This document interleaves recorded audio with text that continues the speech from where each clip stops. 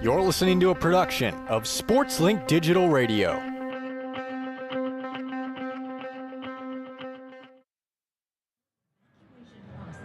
And welcome live to Worthen Arena, where we are getting set for this afternoon's Mid-American Conference men's basketball matchup between the Ball State Cardinals and the Buffalo Bulls.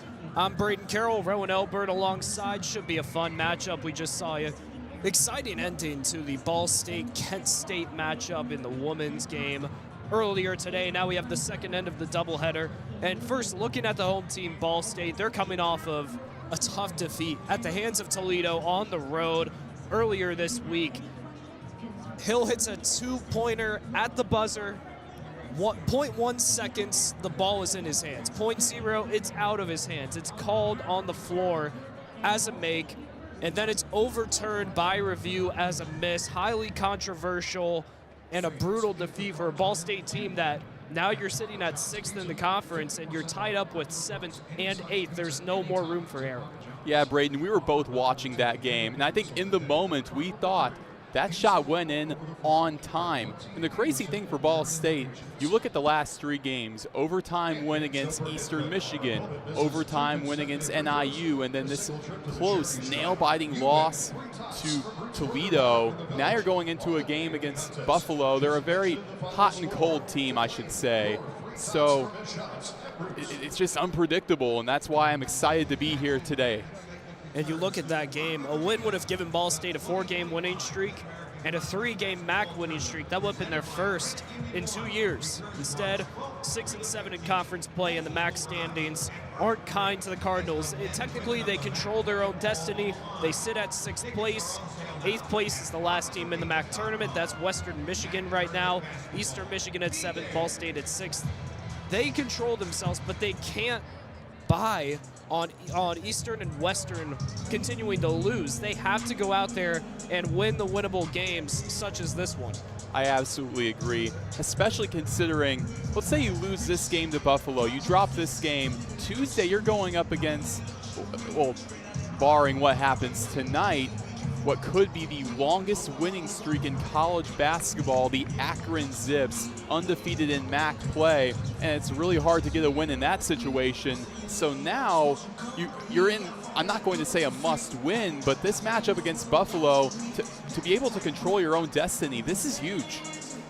And if you're Ball State, this is a schedule that is incredibly difficult. You mentioned Akron on Tuesday. After that, Bowling Green, Central Michigan, some winnable games there. And then you're on the road at Miami in the season finale. That's a 20-7 squad on the season.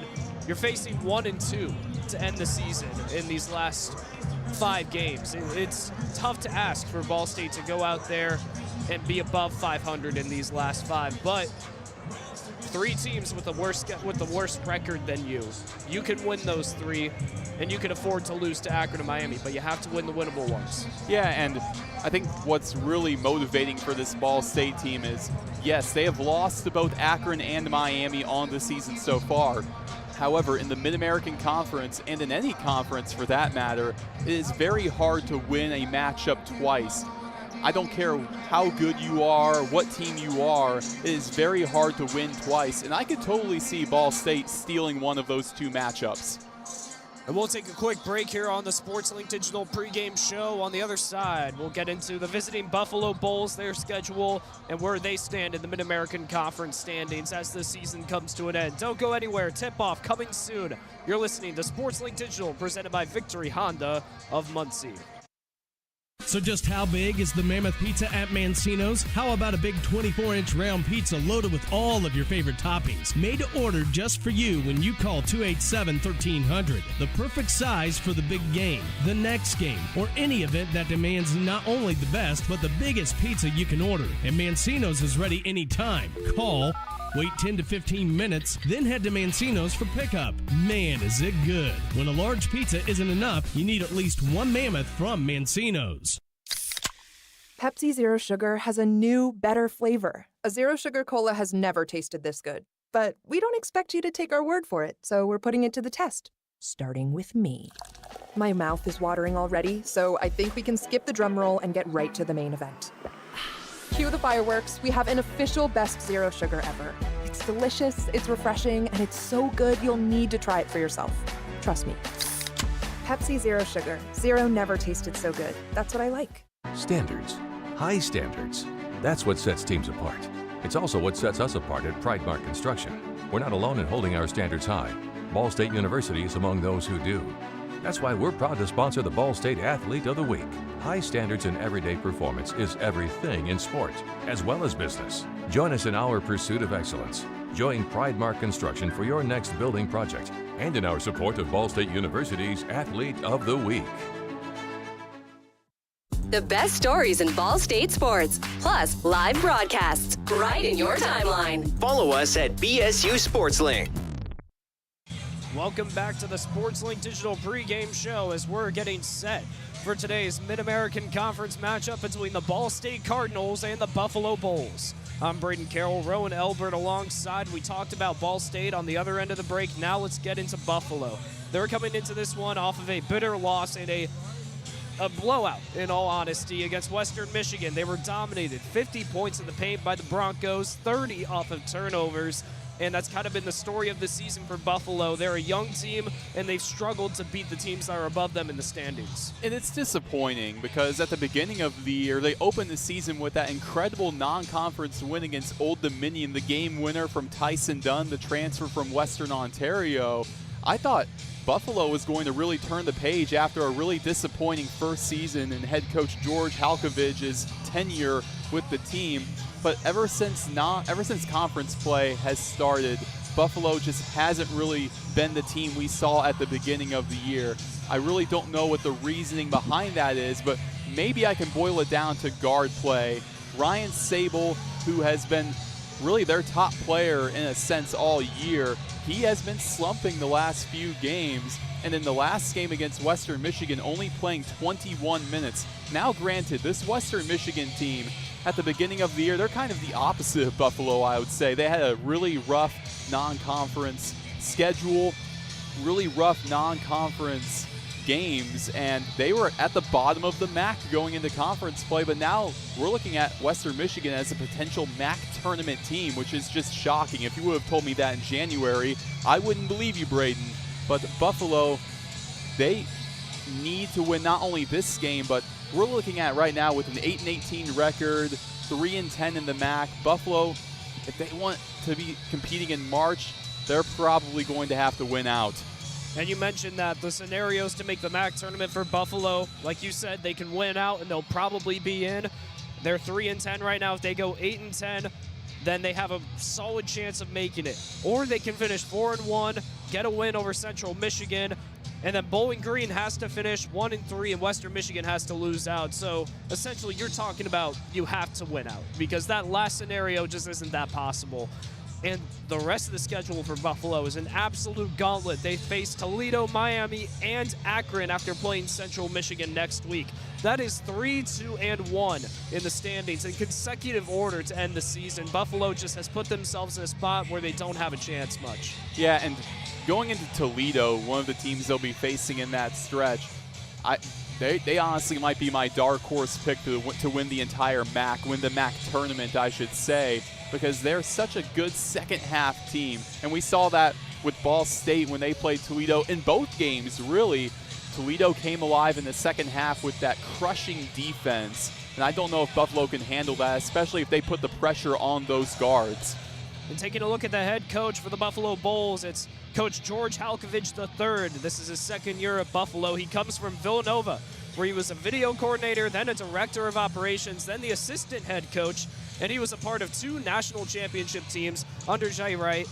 He was a dominant member of that Wildcat program. A lot of fans in the Wildcat fan base wanted him to be the eventual head coach. Instead, he comes here and he's rebuilding the Bulls. This is a team with 2 upperclassmen, the rest of the team all underclassmen. He's looking to build a whole new Buffalo. Yeah, Jay Wright, who he comes from, he was a disciple of Jay Wright.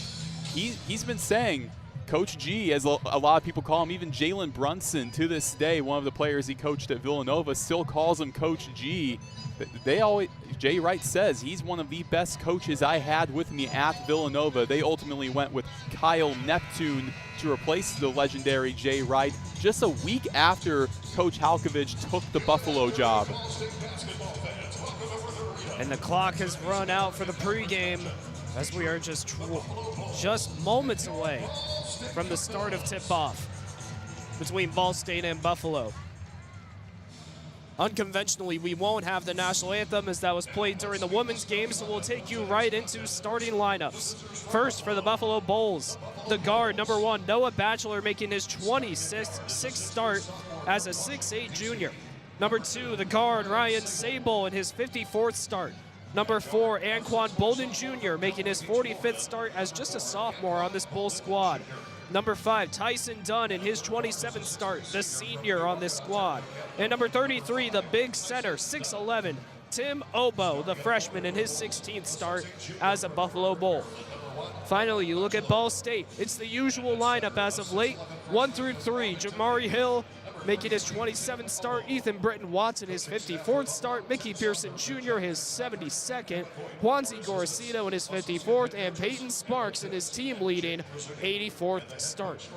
This is a team has gone with their normal lineup recently, while Buffalo, they've been switching it out a little bit, and here they are with a primarily freshman squad, but they're starting a lot of their players who have been tenured, been here for a while.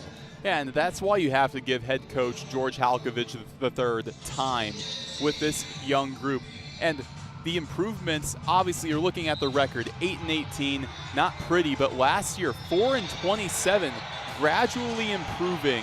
And Buffalo, I think the sky's the limit for this team in the future. And here's why. Looking at that starting lineup, 5 guys, 2 of the 5 come from IMG Academy, but that being Noah Batchelor and Anquan Bolden Jr. Obviously, Batchelor was at Maryland in between IMG and Buffalo, but it just shows that Halkovich has such a knowledge of the high school basketball realm that he can even go after these guys who go to a top school like IMG, and he's primarily also been looking at guys from the Canadian realm, Kayvon Bradford being one of them, one of the key players off of the bench.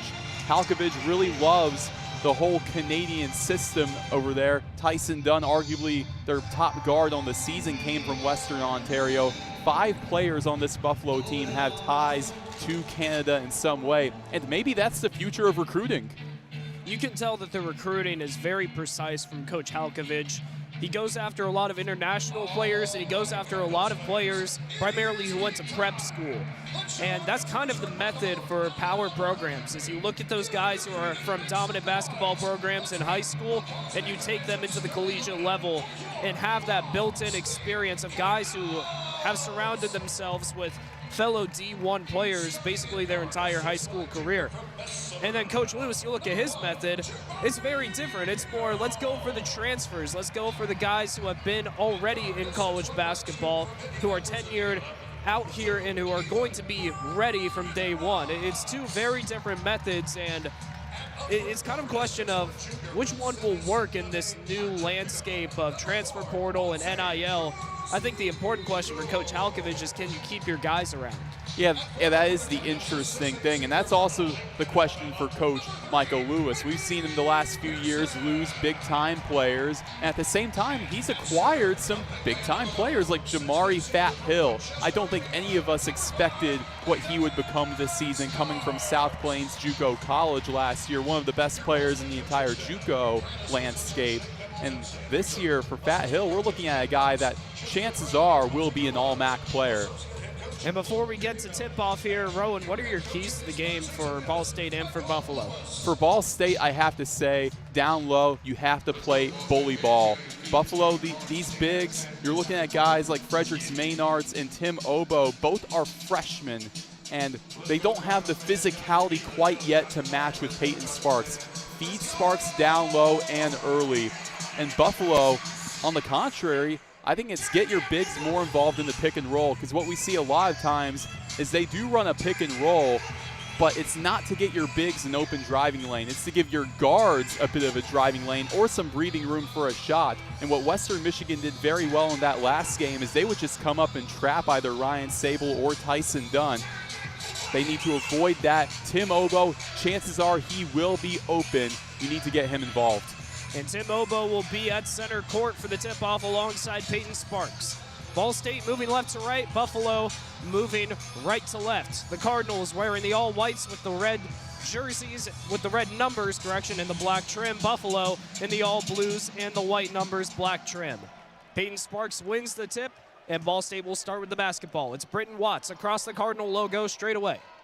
Makes a move to the near side, almost loses his handles, and it's actually going to be a double dribble on Ethan Britton Watts. So within the first 11 seconds, already a turnover in Buffalo basketball. You can't afford these early turnovers. I'm sure Michael Lewis has stressed that throughout the season. That's how you let Buffalo kind of dig a hole for Ball State. Tyson Dunn, the only senior on this Bull squad, has it straight away. 10 on the shot clock. Another whistle, and this time it's going to be a foul on Ball State. Appeared to be an off-ball foul. We'll see what the call is and what the number is here. An inbound on the far side. Still don't have a number. And maybe it's just a reset. A little bit of confusion here, but the shot clock has been taken to 18 now, and the inbound is safely into the hands of the Bulls. Bolden Jr. has it near side in the corner now. Sable. Give to Dunn straight away. Britton Watts, pass to Batchelor. In the near block, moving in on Pearson Jr. Just outside the restricted zone, off the glass and in. You know, that's just good D, better O from Mickey Pearson. Noah Batchelor is just so tough, so physical, very much like Mickey Pearson. Similar size, good defense, but better offense from Batchelor. 19:06 in the first half, 2-0. Buffalo leads. Peyton Sparks, near block, making a move on Obo. Spin around, layup off the glass and in. Peyton Sparks showing his work down low, and it's 2-2 with 18:53 in the first. That goes back to what I was saying in the pregame. They need to feed Peyton Sparks and feed him early because I don't know if these freshman bigs can handle him. And Sable responds on Sparks down low on the other end, and it is 4-2 Buffalo with 18:42. And that's the number that we know will be called plenty of times here. Sable, one of the leading players on this Buffalo squad. And a whistle called right after the basket was made. It will count. And it's a foul on Ball State, so Buffalo will get it back. Actually, I believe a turnover. In the inbound, a quick shot by Sable in the left corner, and it's in. Just like that, 6-2. They'll call it just inside the perimeter, so it will be a 2, but he is up to 4 points. Another whistle as Hill took it across the timeline. The officials going to the scorers table, and it appears as if there was a problem with the shot clock. And I believe that's what happened 2 dead balls ago as well, as there's just some issues with clock operation. But 18:42, Buffalo leads 6-2. Sable already with 4 points. And talk about a stressful job being a shot clock operator. I don't think I could do it. But going back to Ryan Sable, that's just what he needed. He's been slumping, like we mentioned, back-to-back single-digit games. And for a guy who on the season has 6 20-point performances, it's very uncharacteristic of him. So it's great to see him nail that corner 3, which apparently was just inside the perimeter. Jamari Hill to inbound for Ball State. Far sideline, gets it into Gorosito at the Cardinal logo. Between the rings, back to Hill, left wing, follows a Sparks screen. Pick and roll, Sparks is an open pass to Pearson Jr. Now Gorosito straight away. Back to Hill, left wing, 15 on the shot clock. Step over, 3 ball, and he hits it. Jamari Hill with the lowest 3-point percentage out of the starting 5, hits his first 3 of the game at 6-5 Buffalo. Maybe that's the recipe for success for Ball State. We don't really expect that from Jamari Hill. He's more of an attacker than a shooter. Bolden Jr., far corner, moving into the mid-range on Jamari Hill. Back out Obo straight away. Handoff Sable, moves in on Sparks. Near block, back out Bolden Jr. right wing. Going in on Hill. Down at the block, a whistle and a travel. Great defense by Hill down low. And it's the first turnover for Buffalo. 6-5, the Bulls still lead, but 17:55 on the clock in Cardinal basketball. What I also attribute that to was the help defense from Peyton Sparks, just putting an extra layer on A.J. Bolden, making sure he couldn't get out of that, and it brought the pressure on Bolden to travel. Pearson Jr. left wing, bounce pass to Sparks. Just outside the alley on the far side, goes up and blocked by Obo, out of bounds. It will be Ball State basketball, but there is the 6'11 freshman already making his presence felt. There you go, young man. Back-to-back starts for the freshman Tim Obo, already making his mark. Making his mark, by the way, on what many coaches call the best player in the MAC, Peyton Sparks. Inbound to Gorcito, left corner. A Sparks screen, pick and roll. Sparks isn't there. Gorcito goes in. Shot, a floater, no good, down at the mid-range, and a rebound for Buffalo. Dunn across the timeline, Britton Watts guarding. Great screen by Obo, mid-range jumper, no good, and the rebound to Hill in the Cardinals. Across the half-court stripe, straight away. Dribble move, down low, Hill over Obo. Unlucky roll, ball heads out of bounds, and it'll stay with Ball State. And there's not much you can do if you're Buffalo when you have Fat Hill going full steam ahead to the cup. And even if he misses, Peyton Sparks is right there to pick up the mess. Buffalo got lucky that it went out of bounds, even though it went into the Cardinals' possession. Inbound basket, catch and shoot jumper at the mid-range by Gorcito offline, and the rebound to Obo and Buffalo. Sable will take it across the timeline. Left wing, Obo straight away. Hands off to Dunn. A whistle, and that's going to be a foul on Brayden Watts, the first for Ball State. And Brayden Watts first.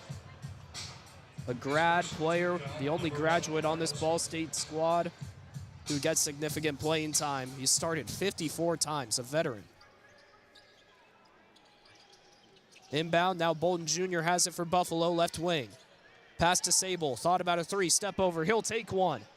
Rattles out. Fight for the rebound in the hands of Brayden Watts. 3-3 fast break, heads down low. Shot up, no good, and a great putback by Mickey Pearson Jr. floating in the air, his first basket, and it's 7-6, Ball State with the lead. Mickey Pearson showing Noah Batchelor, anything you can do, I can do better, getting the better of him that time, even though Batchelor did it earlier. Bolden Jr. can't make the response on the far corner. And a foul on the rebound opportunity by the Bulls. It will go to Ball State. 16-18. Ball State leads 7-6. That foul was called on Noah Batchelor, his first, team's first, and a substitution for the Cardinals as Jeremiah Hernandez checks in for Ethan Brayden Watts. No, I like this for Ball State. Jeremiah Hernandez provides a lot, I'm not going to say a lot better perimeter defense, but he makes it a lot tougher on those guards, and he can also clog up the paint if he can, and now you see him taking it up the court. Bryson Wilson also checks in for Buffalo for Noah Batchelor. Peyton Sparks straight away. Jeremiah Hill left wing, moves inside, spin around, run for the reverse layup, tried to pass it out, gets into the hands of Pearson Jr. after a tip. Down low, Sparks outside the restricted zone. Spinning around, tries to find Hill in the near corner, heads out of bounds off a tip by Obo. It'll stay with Ball State, but first, it's the first media timeout of this game. We'll take a timeout as well. 15:55 to go in the first half, and the Cardinals have their first lead of the game, 7-6. Don't go anywhere. You're listening to Ball State men's basketball on SportsLink Digital Radio, presented by Victory Honda of Muncie.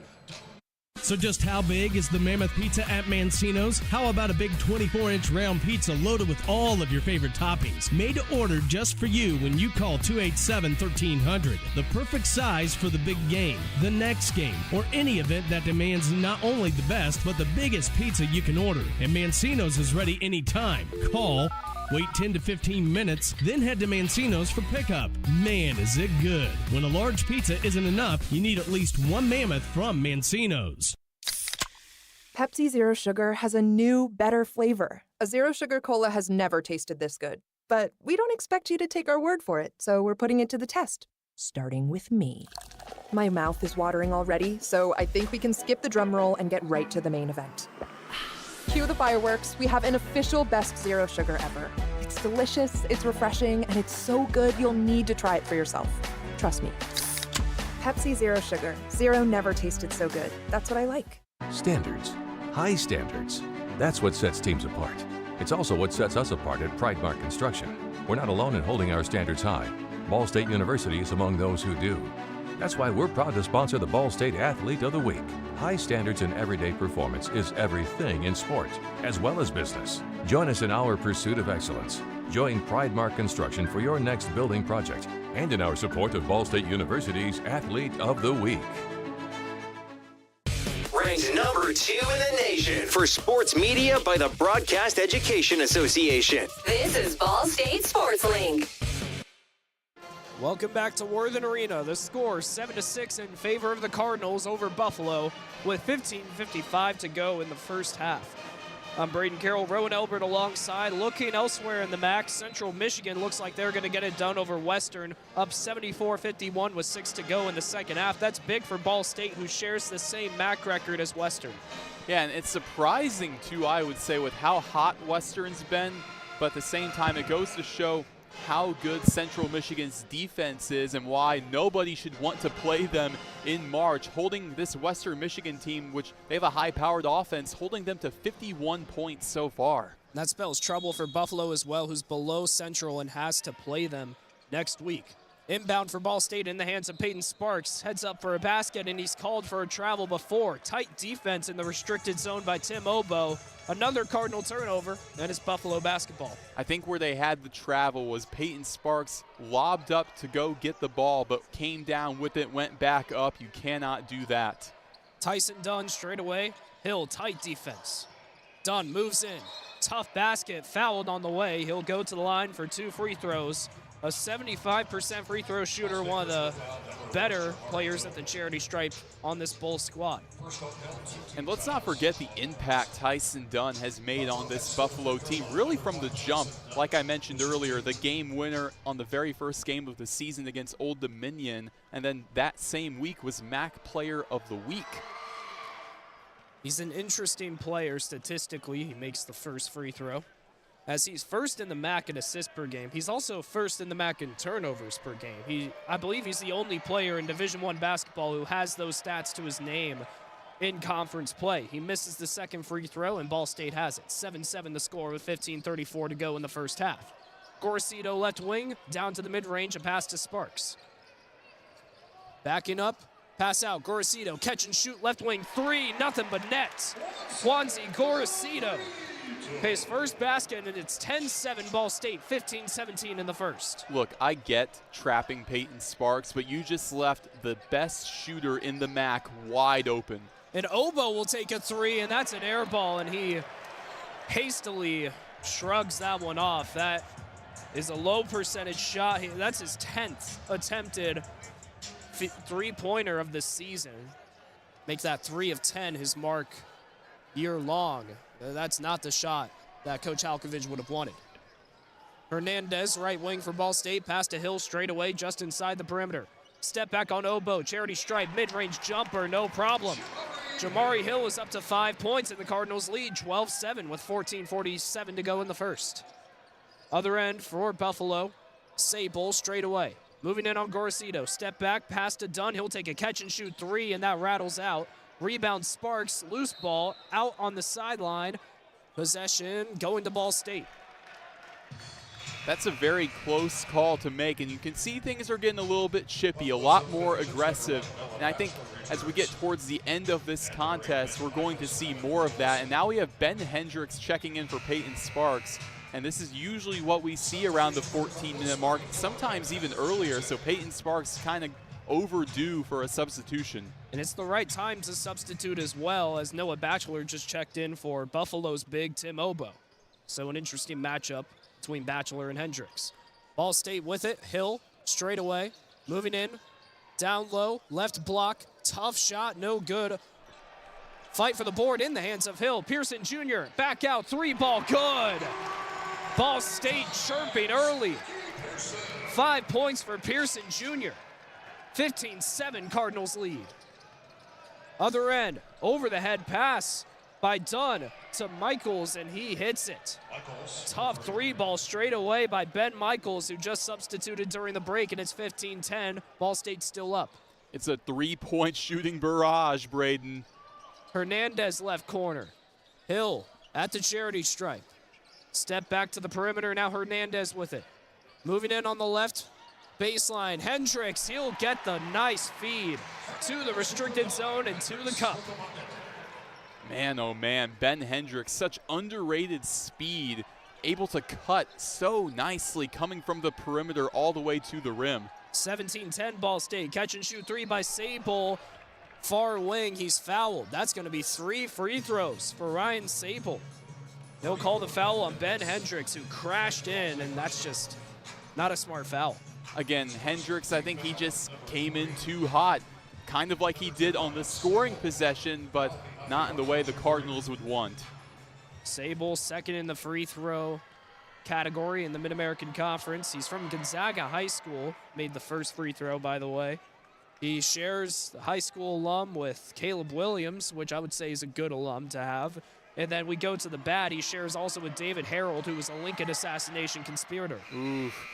Let's go back to the good, though. I want to talk about Chris Jenkins. A lot of you may know him as a Villanova legend in the basketball realm.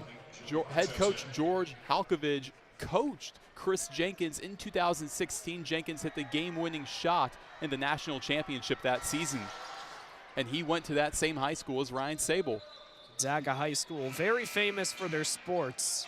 Not very famous for their assassination conspirators. I don't think many schools are, Brayden. I would hope not.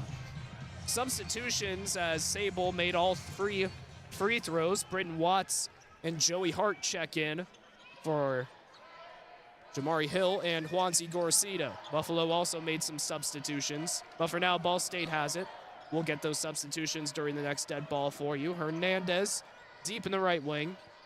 Follows a Hendricks screen over to Britton Watson, now in the hands of Hart left wing. Hendricks straight away, pass to Hernandez. He also faces the front to Hendricks. Tough shot, down low. Hendricks doing some work. He's got 4 points, and it's 19-13, Ball State 12:49 to go in the first. You can't doubt his athleticism, and I think that's what he brings to the table over Peyton Sparks, while Sparks brings the physicality. Kayvon Bradford checked in, pass to Sable down low, and he connects.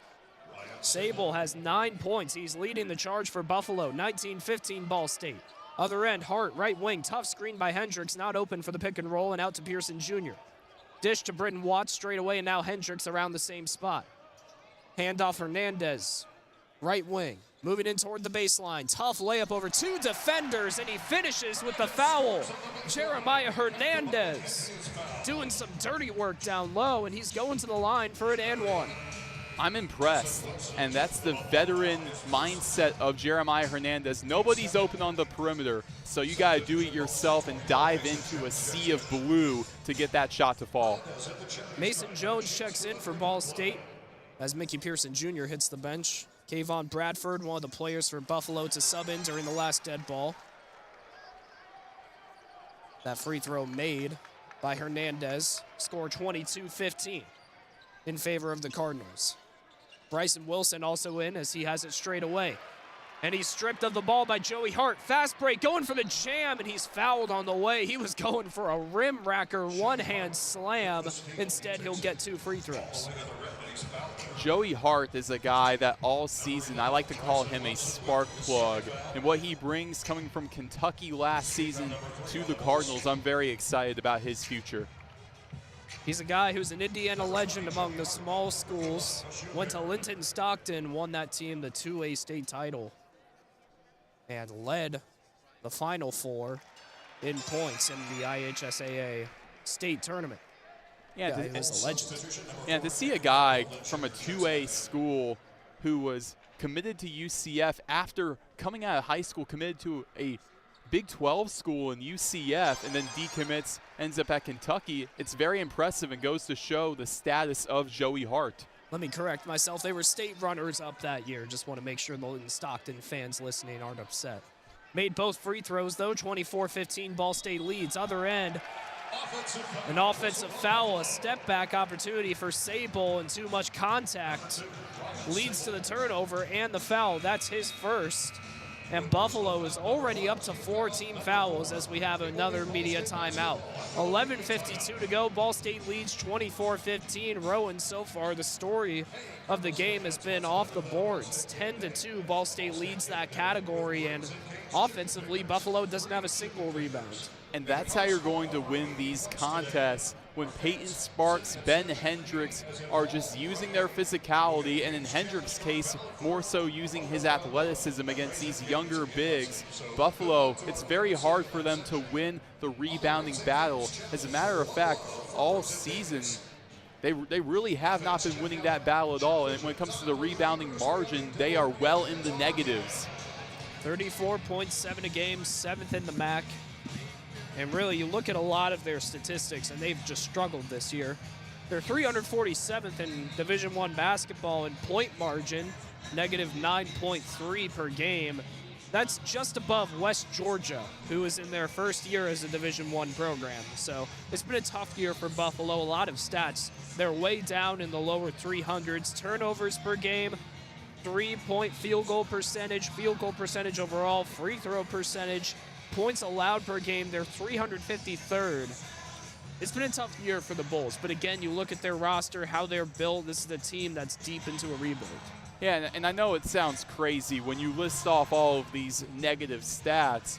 I still think this Buffalo team has a bright future, especially in the Mid-American Conference, and the mindset that Coach George Halkovich has when it comes to recruiting.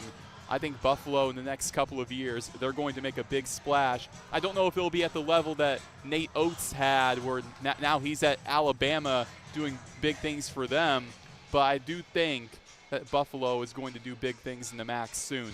Buffalo does have a pretty interesting history recently of head coaches. I mean, you mentioned Nate Oates. He is a stud head coach at Alabama right now. And then also Bobby Hurley, brother of Dan Hurley, two-time UConn champion. Bobby Hurley coaching at Arizona State right now. This is an interesting lineage in the MAC. You know, you say Miami of Ohio is the cradle of coaches in football. Buffalo's kind of becoming the cradle of coaches in men's basketball. Yeah, they sure are. And it comes down to the late 2010s, early 2020s. They were extremely dominant. I remember in 2019, this team was the 6th seed, a mid-major, a 6th seed in, I'm not talking about the MAC tournament, I'm talking about the Big Dance. They won their first round matchup, ended up losing to the runner-up in the tournament, Texas Tech, in the round of 32. I believe they had 32 wins that season, program record. Ball State has it out of the media timeout. Hernandez handoff to Mason Jones, now Brayden Watts. Back to Hernandez, down low, Ben Hendricks, and he lets a floater fall over the head of Ben Michaels. Ben Hendricks is on a roll right now as he has 6 points. 26-15 Ball State. Other end, Batchelor straight away. Handoff to Ben Michaels, and he loses the ball. Stolen by Mason Jones. He loses his handles, and Ben Hendricks corrals it for Ball State. Other end for the Cardinals, Hernandez moving in toward the paint. Spins around, tough shot over the head of Michaels, fouled on the way. That's another team foul for Buffalo. The first by Michaels, and the 5th overall for the Bulls. And the Cardinals and the Bulls right now, they're playing opposite games. Buffalo on offense, they're working the perimeter, which is what we've seen all year. They're very perimeter-centric. The Cardinals, however, are very physical, and Ball State's going to win that battle every time. First free throw missed by Hernandez. Peyton Sparks getting ready to sub back in as he'll come in for Ben Hendricks. At the same time, Tim Obo will check in for Ben Michaels, and another substitution for Buffalo as Ryan Sable is back in the game, subbing in for Anquan Bolden Jr., son of Anquan Bolden Sr., the Super Bowl champion for the Baltimore Ravens and Walter Payton Man of the Year. Hernandez, second free throw. No good. Offensive board into the hands of Hernandez. Tipped by Sparks down low. Joey Hart left wing. Hernandez straight away. Moving to the right side. Bounce pass. Great feed to Jones, but he can't finish. Sparks, he'll get the putback jam. Peyton Sparks. He's got 4 points, and the Cardinals just keep on chirping. 28-15, 10:50 to go in the first half. Oh, yeah, look at the big man, Peyton Sparks, starting the party today. Sable left wing, pass to Dunn straight away. Now Batchelor moving in toward the far baseline. Hesitation, pass back out to Dunn. Left corner, he'll go in. Working on Jones. Lowers the shoulder, floater with the left hand, he gets it. Tough shot by Tyson Dunn. He's got 3 points, and it's back to an 11-point game. And that's how you respond if you're Buffalo, especially after Peyton Sparks with the rim rocker gets the crowd going. That is the perfect response for the Bulls. Brayden Watts, deep straightaway hand pass to Hernandez. Heads in from the perimeter, out to the corner. Tough shot by Jones. He went for the jam and missed it. Oh my goodness, I mean, that's 2 Ball State Cardinals who have went for a Sports Center top 10 play. Look at that, the hammer, and he's rejected by the rim. But he was also fouled by Tim Obo. That's his first. Buffalo just keeps on fouling. I mean, what can you do when the Cardinals just keep on surging down low? I was going to say, had Jones connected, the folks over in Bristol, Connecticut would have had a rough morning tomorrow morning just trying to sort out all of these Ball State dunks. Cardinals going for the highlight reels tonight, or I guess today. It is only afternoon. Misses the second free throw, made the first. 1 of 2 trip for Mason Jones, a 70% free throw shooter, and it's 29-17 with 10 to go in the first half. Cardinals have the lead, Bulls have the ball. 3 ball by Dunn, misses, and the rebound by Mason Jones. He hits Sparks with his elbow in the process. He's not hobbling, but slowly going across the court. He's back into it as he has the ball at the perimeter straight away. Handoff to Hernandez, same spot. Few dribble moves, back to Jones. Bounce past Sparks down at the mid-range. And a heave into the far corner to Joey Hart. Ends up in the stands. Peyton Sparks pushed in the back by Brayden Watts, just giving him a come on, man. What kind of turnover is that? That's one of those moments where I wish basketball was like baseball in the way if a ball goes into the crowd, you get to keep it, because a young man right there would have had a souvenir. You can't just leave the arena, technically. I mean, yeah, but you might not get welcomed back. That's true, but it is a basketball. Tyson Dunn down low for Buffalo, back out to Sable in the far corner, goes to the mid-range, and he's stolen. Stripped by Brayden Watts. Cardinal basketball, Hill, deep left wing. Moving closer, Brayden Watts and back to Hill. Dish to Watts. He heaves one to Jones and back to Brayden Watts, left wing. 15 on the shot clock. Over to Hart, straight away, now Hill, right wing. Step back thought about a 3, he'll give to Jones instead and back to Hill. Same spot, few dribble moves toward the baseline. Tough layup, too strong, and Sparks finishes with a second chance bucket. 31-17, Ball State leads with 8:42 to go. Brayden Jackson for Buffalo into the restricted zone. Pass out far corner to Dunn. Over to Obo. He'll take a 3 straight away. No good. Rebound Jones. Ball State 3-on-3. Give to Sparks. At the MAC logo in the paint. Pass out to Brayden Watts. Tipped into his hands. He'll take a 3 straight away. No good. And the rebound to Buffalo. That's in the hands of Sable. Over to Dunn. Across the timeline. Feed to Batchelor in the near corner. Backing in on Brayden Watts. Over to Obo. And now into the hands of Dunn. Top of the key. Spin around. Tough shot. Too short. Offensive board by Obo. Pass to Batchelor. He'll get it over to Jackson. He'll take a 3 in the right corner and misses. Fight for the rebound. Results in a foul. We'll see who that's called on. I believe it's going to be on Ball State, and it is on Peyton Sparks. And we'll have another media timeout. 31-17. Ball State leads with 7:56 to go. And Ball State just keeps on dominating in the paint. Buffalo showing a little bit of life there with their first offensive board of the game, but still 18-8. Ball State has the advantage in points in the paint, and 15-6 the rebound margin in favor of the Cardinals. And I think that last sequence goes to show why the Cardinals are up by so much. And it's the fact that Ball State is controlling the pace. If they want to play fast, then Buffalo is going to have to play fast. And if you're the Bulls, you just can't afford to do that. You look at the leading scorer right now for Buffalo. It's Ryan Sable, as he has 9 points, 3 of 4 shooting, 3 of 3 from the charity stripe in 11 minutes on the court. Everybody else really hasn't been that active in the scoring column. The closest leading scorers, Tyson Dunn and Ben Michaels, only had 3 points. Buffalo just hasn't had much production early here. And for Ryan Sable, that three-pointer he had earlier in the contest, he just passed Anthony Williams for 9th in Buffalo career three-pointers. Keep in mind, Sable only in year 2. This guy has such a high ceiling and a high floor, I should say, even. He could become one of those all-time players in Buffalo program history. They only have 5 All-Americans in the history of their program. Maybe they have a 6th in Sable. Perhaps they do, but going back to this contest, what Buffalo can do coming out of this break is you got to trap the bigs on defense. Whether it's Peyton Sparks or Ben Hendricks, a little tougher on Hendricks, but as you do that, you have to make sure that the shooters are softly protected. What I mean by that is Juancy Gorosito can't be opened by 10 feet. So trap a bit, but be cautious in the process. Gorosito, he's been dangerous lately, by the way. 42% three-point shooter on the year. In his last 2 games, he's 62%, 8 of 13. He has been a dominant shooter, 4th in the Mid-American Conference. You can't leave him open. You're absolutely right, Roen. Yeah, and that spark, I feel like I have to kind of attribute it off the court. His parents last week coming all the way from Argentina to come watch a couple of games, and I would like to believe that gave Juancy a little bit of a spark.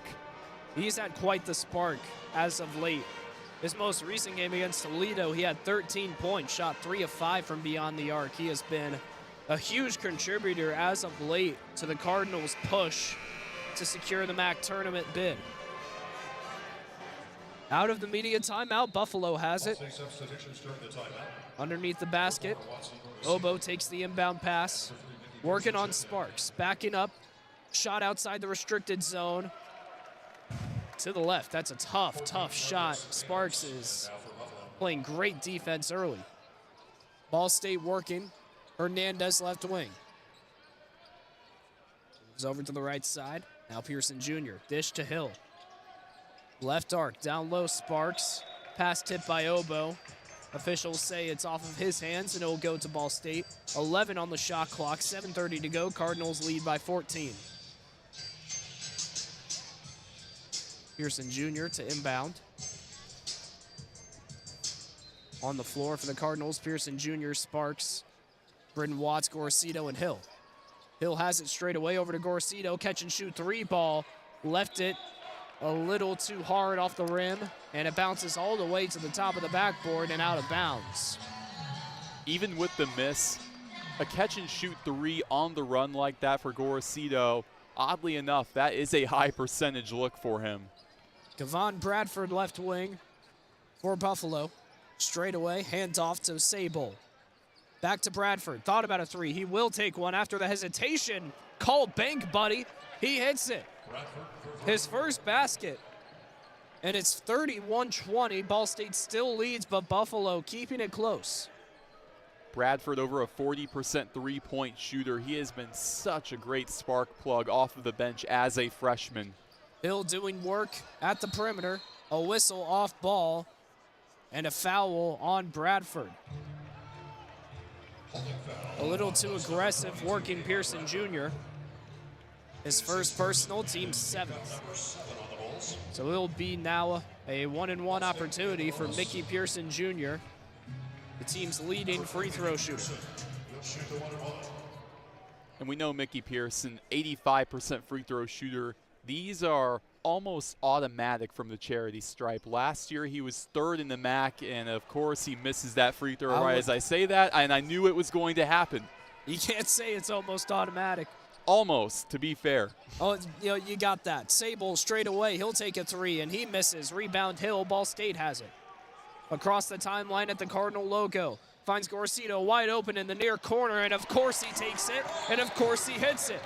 Gorosito is second 3. He has 6 points, and it's 34-20. Ball State with the advantage. 6:15 to go in the first. And a whistle, a foul on Tim Obo, an illegal screen. And it goes right back to Ball State.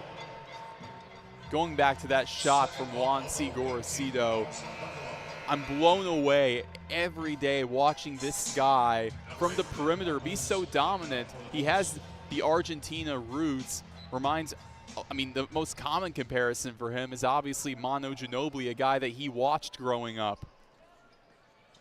He has been a star shooter for Ball State, the transfer from Portland. Cardinals have it on the other end. Sparks hesitation down low. Leaves his shot too strong, and he lets out a yell in agony. Buffalo has it now. Bradford straight away. Working Pearson Jr. heading down low. Tough shot. He hits it with the foul. That was the least excited reaction to an and one I've ever seen. That was silent, but he hits it, and it's a big one for Buffalo, who's just trying to keep it around the 10-point range. Yeah, because even the freshman in Bradford, he knows even with the and one, you're still down by 12. Job's not finished. Job's far from finished, as a matter of fact. If you're Ball State, this is one of the guys who you're not too upset to see at the charity stripe, a 60% free throw shooter, but he hits that one. Now we're even, Brayden. Yeah, I mean, I was a little wrong that time. 34-23, Ball State leads over Buffalo with 5:52 to go. 42. Gorcito at the Cardinal logo.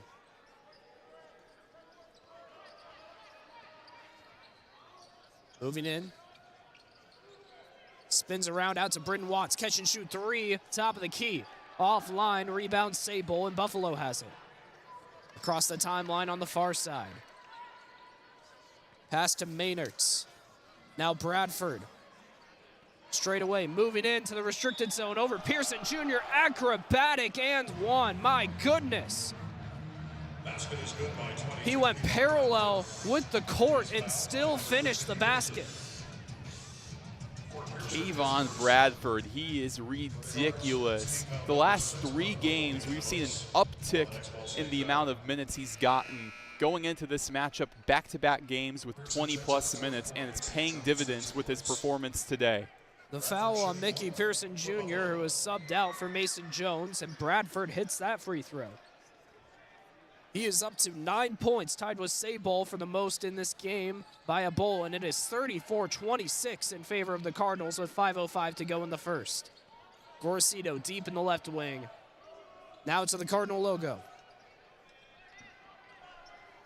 Dribble drive, great screen by Sparks, down, or I should say up to Jones and out to Hernandez now left wing. Moving in, tough one over Bolden Jr. in the paint, misses. Rebound Bradford.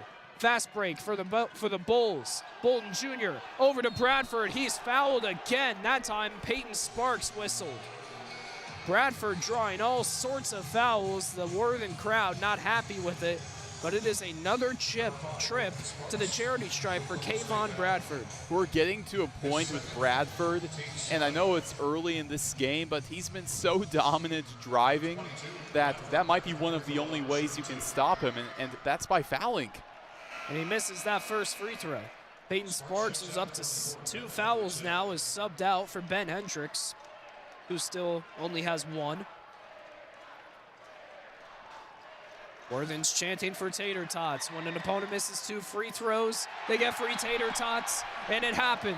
Bradford hit the back of the rim and then the back of the backboard for 2 straight misses and free tater tots for anybody who was here at Worthen. I know I tried to keep it professional, but just for 1 second, I gotta say it. Let's go.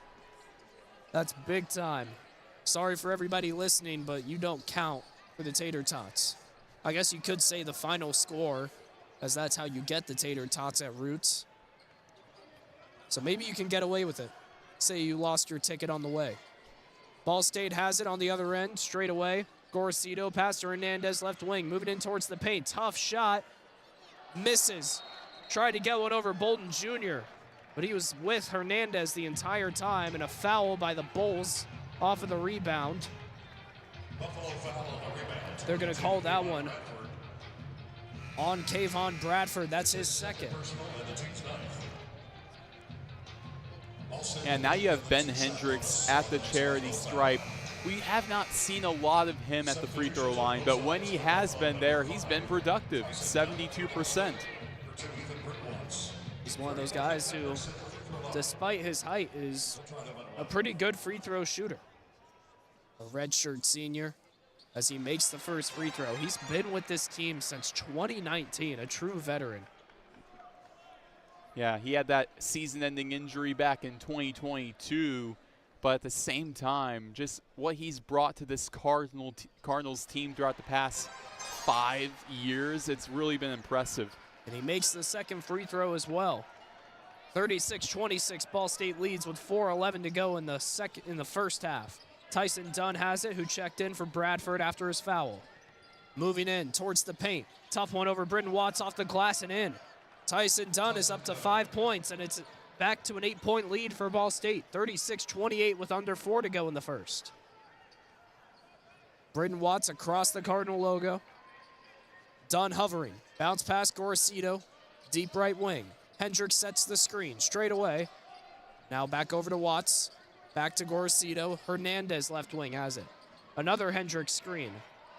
Couldn't find him for the pick and roll. Jones has it left wing. Now Hernandez straight away. Back to Jones, same spot. Moving in toward the paint. Euro step, fouled on the way. They'll call that one on Frederick Maynards. His first, and that will lead to another media timeout.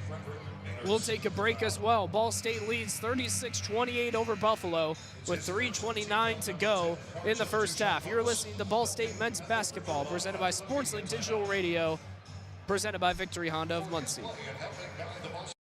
For the best stories, access, and coverage of Ball State sports, follow SportsLink on social media platforms Twitter, Facebook, Instagram, and Snapchat. Search @BSU SportsLink. American Pest Pros is the official pest control partner of Ball State Athletics. We protect your home or business and guarantee year-round protection from insects and pests. Ask about our Ball State special, available to all Cardinal fans. Our pest control program is the safest and most effective in the industry. Even if you tried a different service and it didn't work, we'll fix your problem, guaranteed, or your money back. Visit AmericanPestPros.com. That's AmericanPestPros.com. And don't forget to ask about our Ball State special. Your home for live Ball State sports, streaming right in your timeline. This is SportsLink Digital. Ball State fans, who needs batteries? Your locally owned Battery Masters have batteries for cars, boats, golf carts, cell phones, watches, key fobs, Papergo toys for kids, and more. Bring your rechargeable batteries back to life for drills, shavers, dustbusters, and more. All Ball State fans receive a free battery checkup. Just mention Charlie Cardinal. Battery Masters is conveniently located on the corner of Walnut and Centennial, next to Mini Trista. Check us out online at batterymasters.com. Go Cards! SportsLink is the official production partner of Ball State Athletics. All the chirp you can handle. Whether you're getting ready for the big game or getting ready for the workday, you always want to start with confidence. Cintas has the essential products and services to help businesses provide a clean, safe environment for their employees and customers. With routine restocking of essential cleaning, hygiene, and safety supplies, on-site cleaning, professional uniform laundering, and testing and inspection of fire equipment and systems. Give everyone the confidence they need to start their day. Visit Cintas.com and get ready for the workday. Welcome back to Worthen Arena. 3:29 left in the first half, and the Cardinals lead 36-28 over Buffalo. I'm Brayden Carroll, Roen Elbert alongside, taking a look at the final score in the only MAC game going on right now outside of this one. Central Michigan finishes the job in a massive blowout, 86-57 over Western Michigan. That puts Ball State in great position to really control their own destiny if they can win today.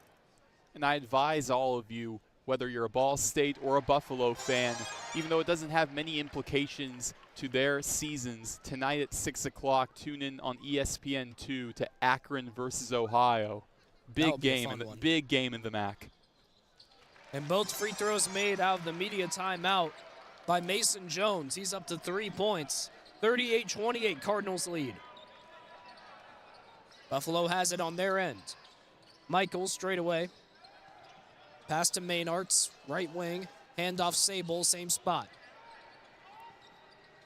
Bounce pass dish to Maynard, stolen by Gorosito. No fast break. He will reset deep in the perimeter. Facing the front of the board, pass to Brayden Watts. Now Jones, Hernandez takes a pass. Left wing. Moving in from the front. Leaves a bounce pass for Gorosito, dangerous, but gets to him safely. Now Brayden Watts, left wing, back to Gorosito. Top of the key, 5 on the shot clock. Moves to the left side. Heading in, 1 second, he'll take it and misses. Tipped by Hendricks. Gorosito couldn't get to the basketball in time as it sails to the sideline. Buffalo will have it. That's a big stop for them with 2:38 to go. And a big substitution here as Sable checks out and Noah Batchelor checks in.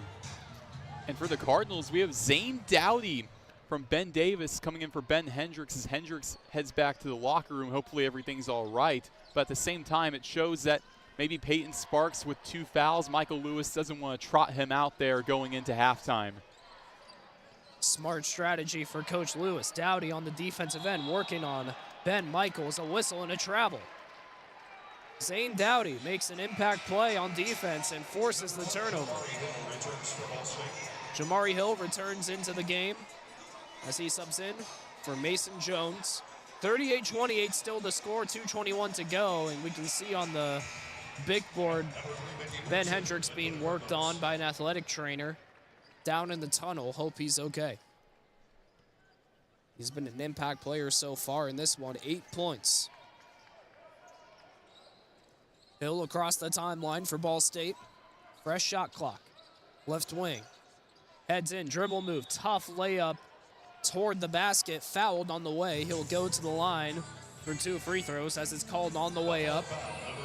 They'll call that one on Anquan Bolden Jr. Just his first, but the team has exceeded 10 fouls already.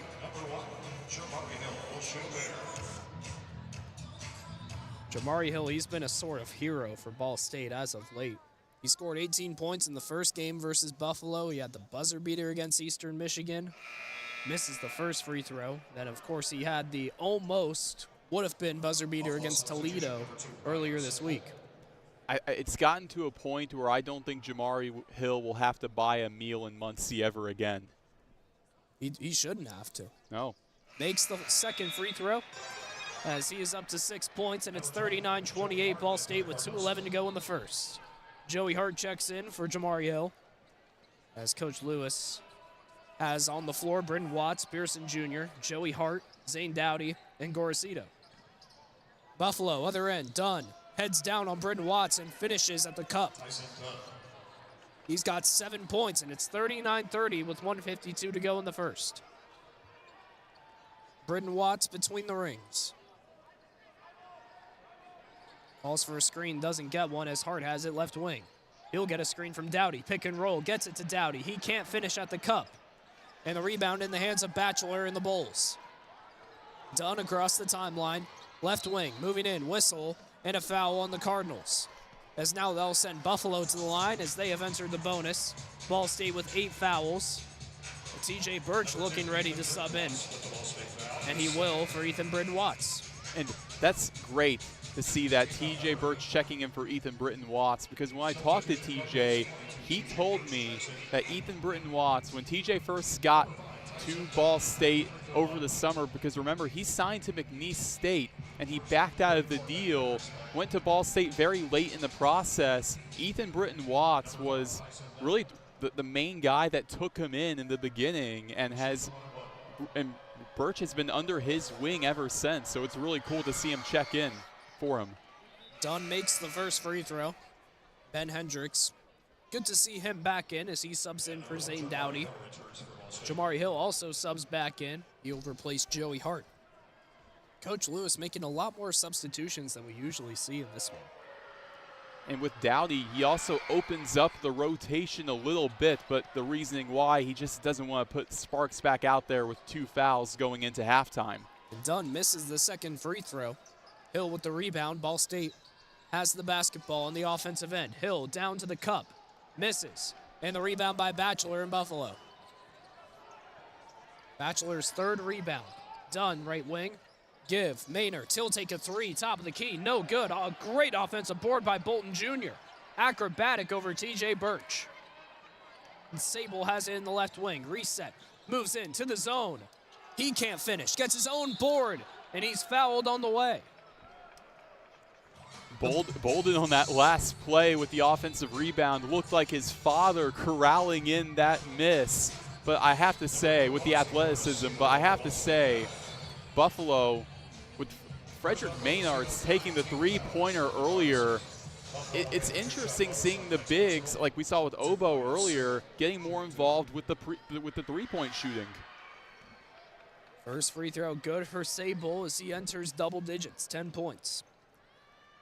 The only player on either team to have 10 points so far. An 88% free throw shooter on the season, and he goes for 2 for 2 on that trip. 39-33, a two-possession game.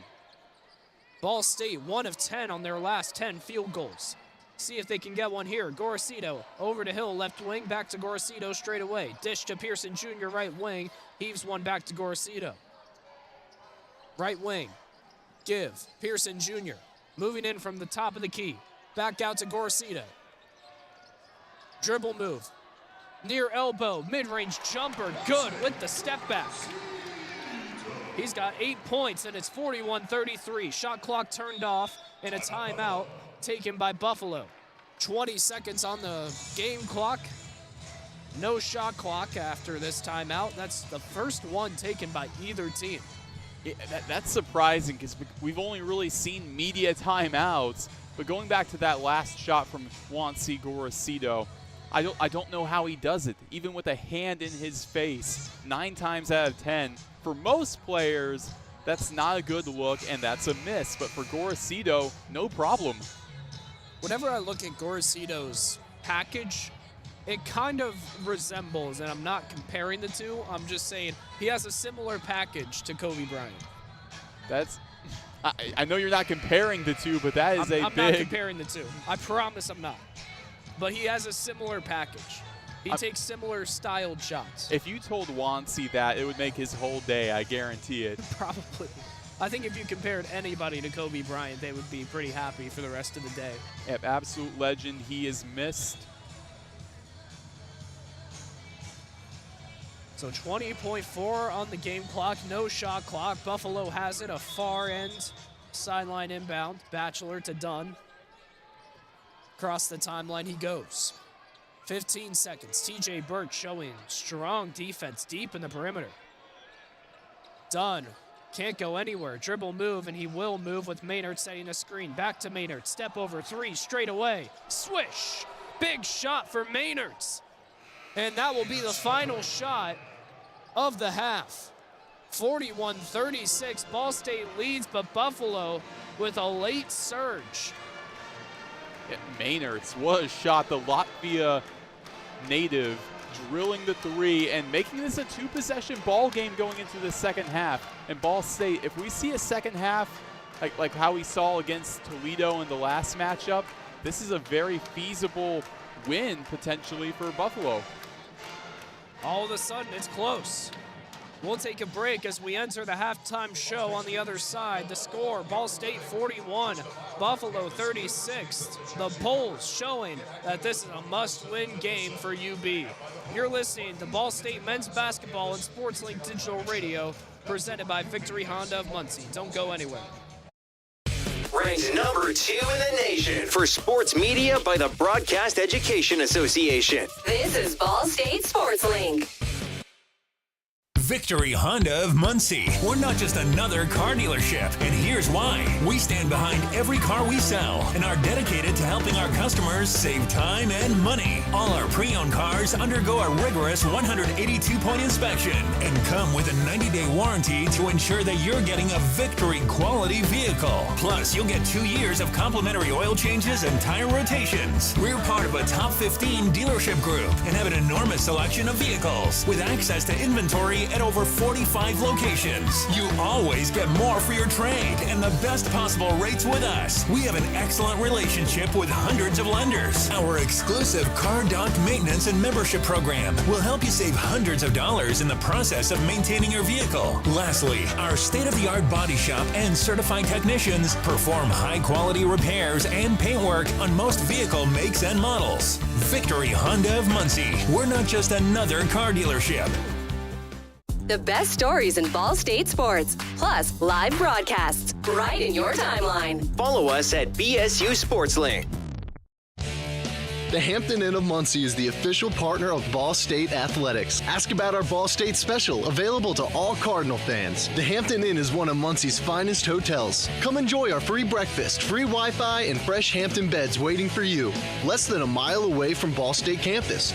Don't forget to ask about our Ball State special. Search Hampton Inn of Muncie online at munciesuites.hamptoninn.com. At munciesuites.hamptoninn.com. From the bell tower to your smartphone, anywhere in the world. Never miss Ball State sports with SportsLink Digital. So just how big is the Mammoth Pizza at Mancino's? How about a big 24-inch round pizza loaded with all of your favorite toppings? Made to order just for you when you call 287-1300. The perfect size for the big game, the next game, or any event that demands not only the best, but the biggest pizza you can order. And Mancino's is ready anytime. Call, wait 10 to 15 minutes, then head to Mancino's for pickup. Man, is it good. When a large pizza isn't enough, you need at least one Mammoth from Mancino's. Ranked number 2 in the nation for sports media by the Broadcast Education Association. This is Ball State SportsLink. Welcome back to Worthen Arena. Ball State during the halftime break honoring the Cardinal 2000 men's basketball team, a legendary team in the history of this program. Team went 22-9, 11-7 in the Mid-American Conference, went on to win the MAC tournament and make the NCAA tournament. Big wins during the regular season against teams like number 24 Purdue at the Conseco Fieldhouse in the first collegiate basketball game at the new arena in Indianapolis. A win against San Diego State, and then they would go on to win the MAC tournament, lose in the first round to UCLA, but a fantastic year, and 25 years later, still the last time that Ball State has made the NCAA tournament. It's great to honor such a historic team. Those Ball State teams in the late 80s, early 90s, and all the way up to 2000, so important, and they're a big part of why we're here in Worthen Arena today, and it's great to honor them. And we're also here in Worthen Arena with some guys jumping off trampolines, dressed in Pacers uniforms. Yeah, it's the Pacers Power Pack. You see these guys. Why do you know that? You see these guys between the third and fourth quarter at Indiana Pacers games, and yeah, they are high flying. Yeah, during the third and fourth quarter of any Pacers game I've been to, I'm going to the bathroom. I'm not watching this. Fair point. But what is going on? They're clapping it up. Worthen's actually enjoying this. Personally, I'm not. I want to see something crazy. Are you kidding me? You're not enjoying this? Not yet. Are you not entertained? I'm not entertained. I mean, okay, one bounce, two bounces off the trampoline, and that jam was decent. Okay, that was weak, I'll admit. Running head start, alley-oop off the trampoline. That was all right. That was like a 6 out of 10. We'll take you to a break. I don't feel like giving these guys any more radio time. Wow. I just don't. They're clapping it up. Maybe we'll let this one go. They're dancing at the Cardinal logo. I mean, I would never want to be in a dunk contest if you were judging because, man, another dancing? I'm not a fan of this. Yeah, this is worth time to go to break. We'll take you away from this action that I'm sure you're dying to continue coverage of, but we just aren't. 41-36, 9 minutes to go until tip-off. Ooh! That was actually a cool dunk. Between the legs.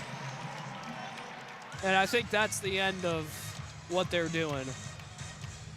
We will take you to a break, though. 9:18 to go until we start off the second half. Cards lead by 5. You're listening to SportsLink Digital Radio, presented by Victory Honda of Muncie. Don't go anywhere. So just how big is the Mammoth Pizza at Mancino's? How about a big 24-inch round pizza loaded with all of your favorite toppings? Made to order just for you when you call 287-1300. The perfect size for the big game, the next game, or any event that demands not only the best, but the biggest pizza you can order. And Mancino's is ready anytime. Call, Wait 10 to 15 minutes, then head to Mancino's for pickup. Man, is it good. When a large pizza isn't enough, you need at least one mammoth from Mancino's. Pepsi Zero Sugar has a new, better flavor. A Zero Sugar Cola has never tasted this good. But we don't expect you to take our word for it, so we're putting it to the test. Starting with me. My mouth is watering already, so I think we can skip the drum roll and get right to the main event. Cue the fireworks. We have an official best Zero Sugar ever. It's delicious, it's refreshing, and it's so good you'll need to try it for yourself. Trust me. Pepsi Zero Sugar. Zero never tasted so good. That's what I like. Standards. High standards. That's what sets teams apart. It's also what sets us apart at Pridemark Construction. We're not alone in holding our standards high. Ball State University is among those who do. That's why we're proud to sponsor the Ball State Athlete of the Week. High standards in everyday performance is everything in sport, as well as business. Join us in our pursuit of excellence. Join Pridemark Construction for your next building project and in our support of Ball State University's Athlete of the Week.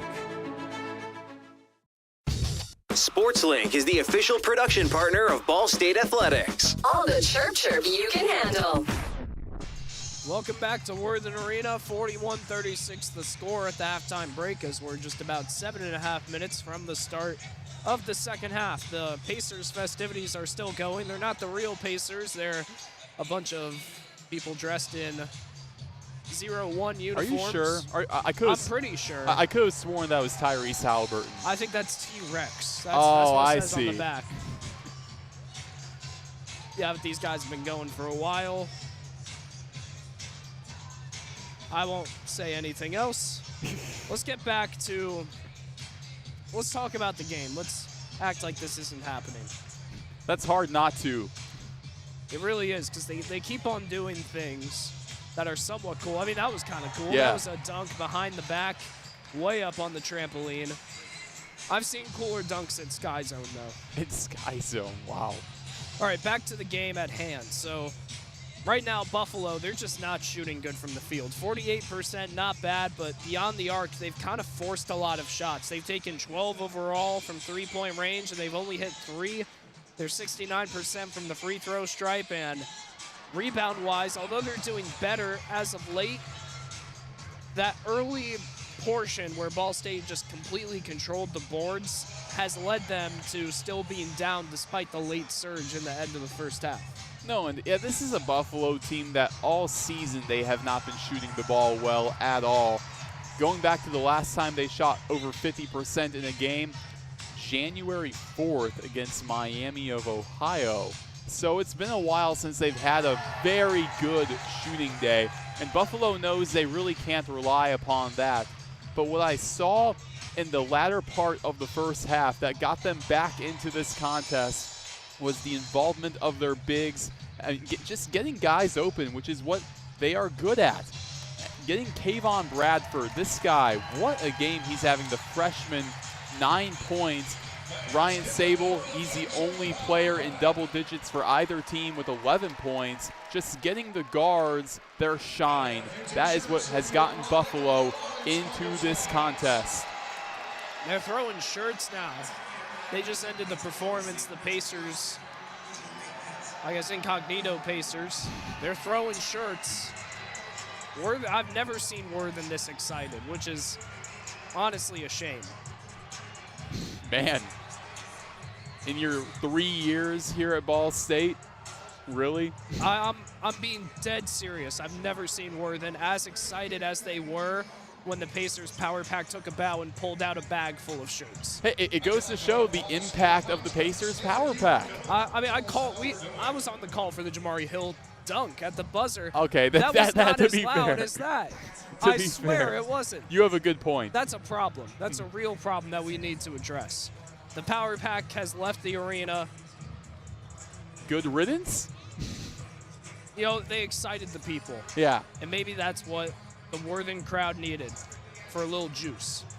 It's not what I needed, but there are 3,000 people here who may have needed that. A great crowd today. Pretty good crowd today. You got to remember, Ball State is 3rd in the MAC in attendance per game, and it's really showing today as the crowd even reaches, although not packed, the crowd has reached the upper bowl on the north and the south sides. Yeah, because like it's hard to rival crowds like Akron, which luckily for Ball State, their next meeting against Akron will be right here in Worthen Arena rather than over in Akron, Ohio.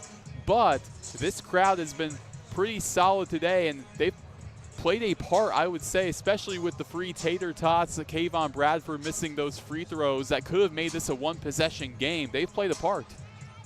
And as we get closer and closer to the start of the second half, we're just 3:17 away.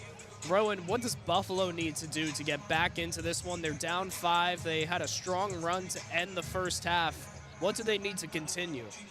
What they need to continue is give Ryan Sable the ball and get out of the way. And what I mean by that, I'm not saying isolation. What I'm saying is off-ball screens to free up your main big. What I'm saying is Anquan Bolden Jr. Give an off-ball screen, get Obo or Maynard some room to go top of the key, pick and roll type of play, because the Cardinals, they're not trapping the guards like Western Michigan did, and that's how Western Michigan ended up having a blowout victory, 97-64 over Buffalo. Ball State isn't trapping these guards, and Ryan Sable having a big game mainly because of that. His first time in double digits since 3 games ago. And if you're Ball State, what do you need to do to keep this lead in your hands for the remaining 20 minutes? I would say keep being aggressive, but at the same time cautious. Peyton Sparks is a guy that you need to keep him in the game as long as you can. 20-plus minutes would be great to get from Peyton Sparks. We saw him sit out for probably the final 4 or 5 minutes of the first half. He was at 2 fouls, so they're storing him up.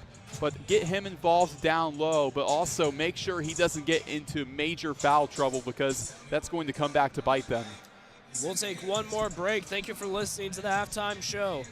Under 2 minutes to go until the start of the second half. The score, Ball State 41, Buffalo 36. You're listening to SportsLink Digital Radio, presented by Victory Honda of Muncie. Don't go anywhere. Whether you're getting ready for the big game or getting ready for the workday, you always want to start with confidence. Cintas has the essential products and services to help businesses provide a clean, safe environment for their employees and customers. With routine restocking of essential cleaning, hygiene, and safety supplies, on-site cleaning, professional uniform laundering, and testing and inspection of fire equipment and systems. Give everyone the confidence they need to start their day. Visit Cintas.com and get ready for the workday. The Hampton Inn of Muncie is the official partner of Ball State Athletics. Ask about our Ball State special, available to all Cardinal fans. The Hampton Inn is one of Muncie's finest hotels. Come enjoy our free breakfast, free Wi-Fi, and fresh Hampton beds waiting for you. Less than a mile away from Ball State campus. Don't forget to ask about our Ball State special. Search Hampton Inn of Muncie online at munciesuites.hamptonin.com. At munciesuites.hamptonin.com. You're listening to SportsLink Digital, presented by Victory Honda of Muncie. Your home for live Ball State sports. Welcome back to John E. Worthen Arena.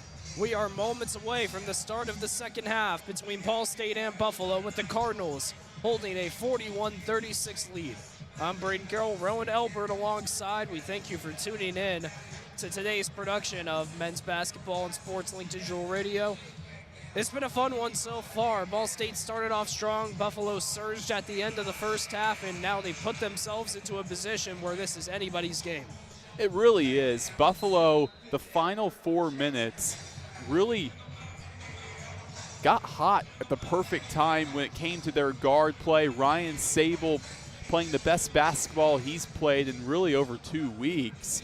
And I think it's due in large part with how aggressive they were driving and Peyton Sparks not being in the game. Peyton Sparks, he's back for the second half. He's fresh. He is at 2 fouls. Not quite alarming yet, but still 2 fouls. You have to be a bit cautious with Peyton Sparks.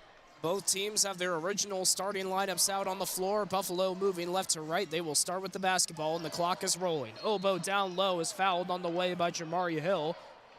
So potentially the first points of the second half could be at the charity stripe. That is the second personal, as they will actually call it on, okay, the score operator has it wrong, as both Sparks and Hill were counted for the foul, but it is on Hill, which marks his third personal.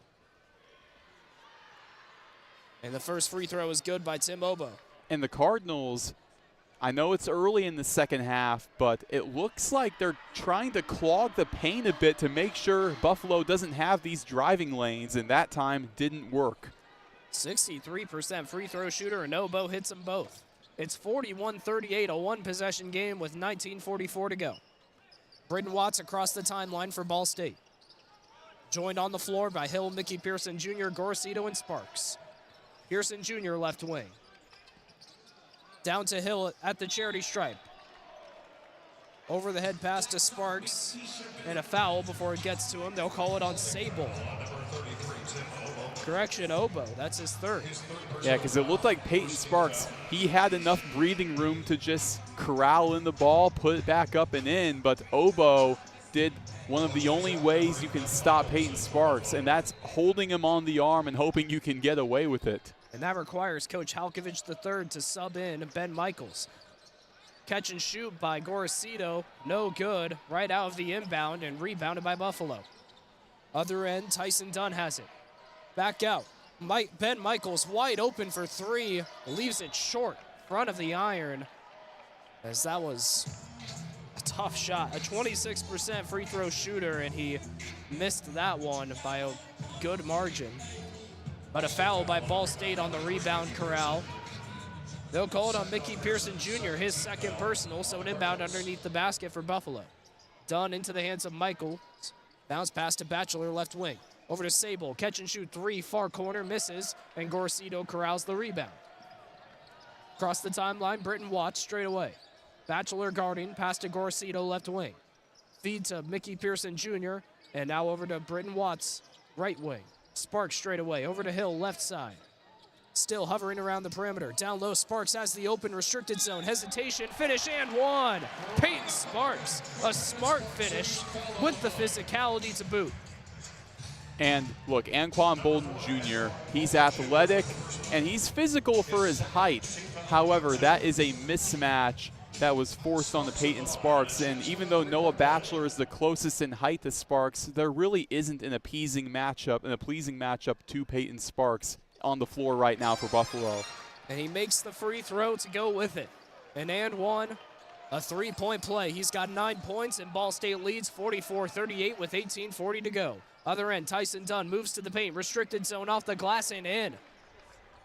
Not much defense down low. He reaches double digits as he has 10 points, and it's 44-40 in favor of the Cardinals with 18:30. And it's no coincidence that both of Buffalo's guards are the only players in double digits. Hill wide open, perimeter three, straight away, no good. Sparks with the offensive board, open to the lane. He gets another and one.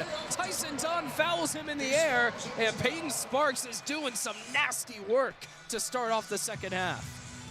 Complete miscommunication on Buffalo's end, and you can see Noah Batchelor, he's frustrated because as Sparks gets that long rebound, he's supposed to close out and get towards Peyton, but it ended up being Tyson Dunn's responsibility, and it led to Peyton having a look at the basket.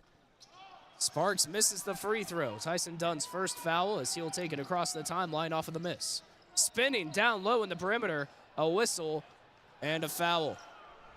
They'll call it a block-in foul, I believe, on either Brayden Watts or Sparks. They were both down in the entanglement. They'll call it on Brayden Watts, and unfortunately, that's his third personal.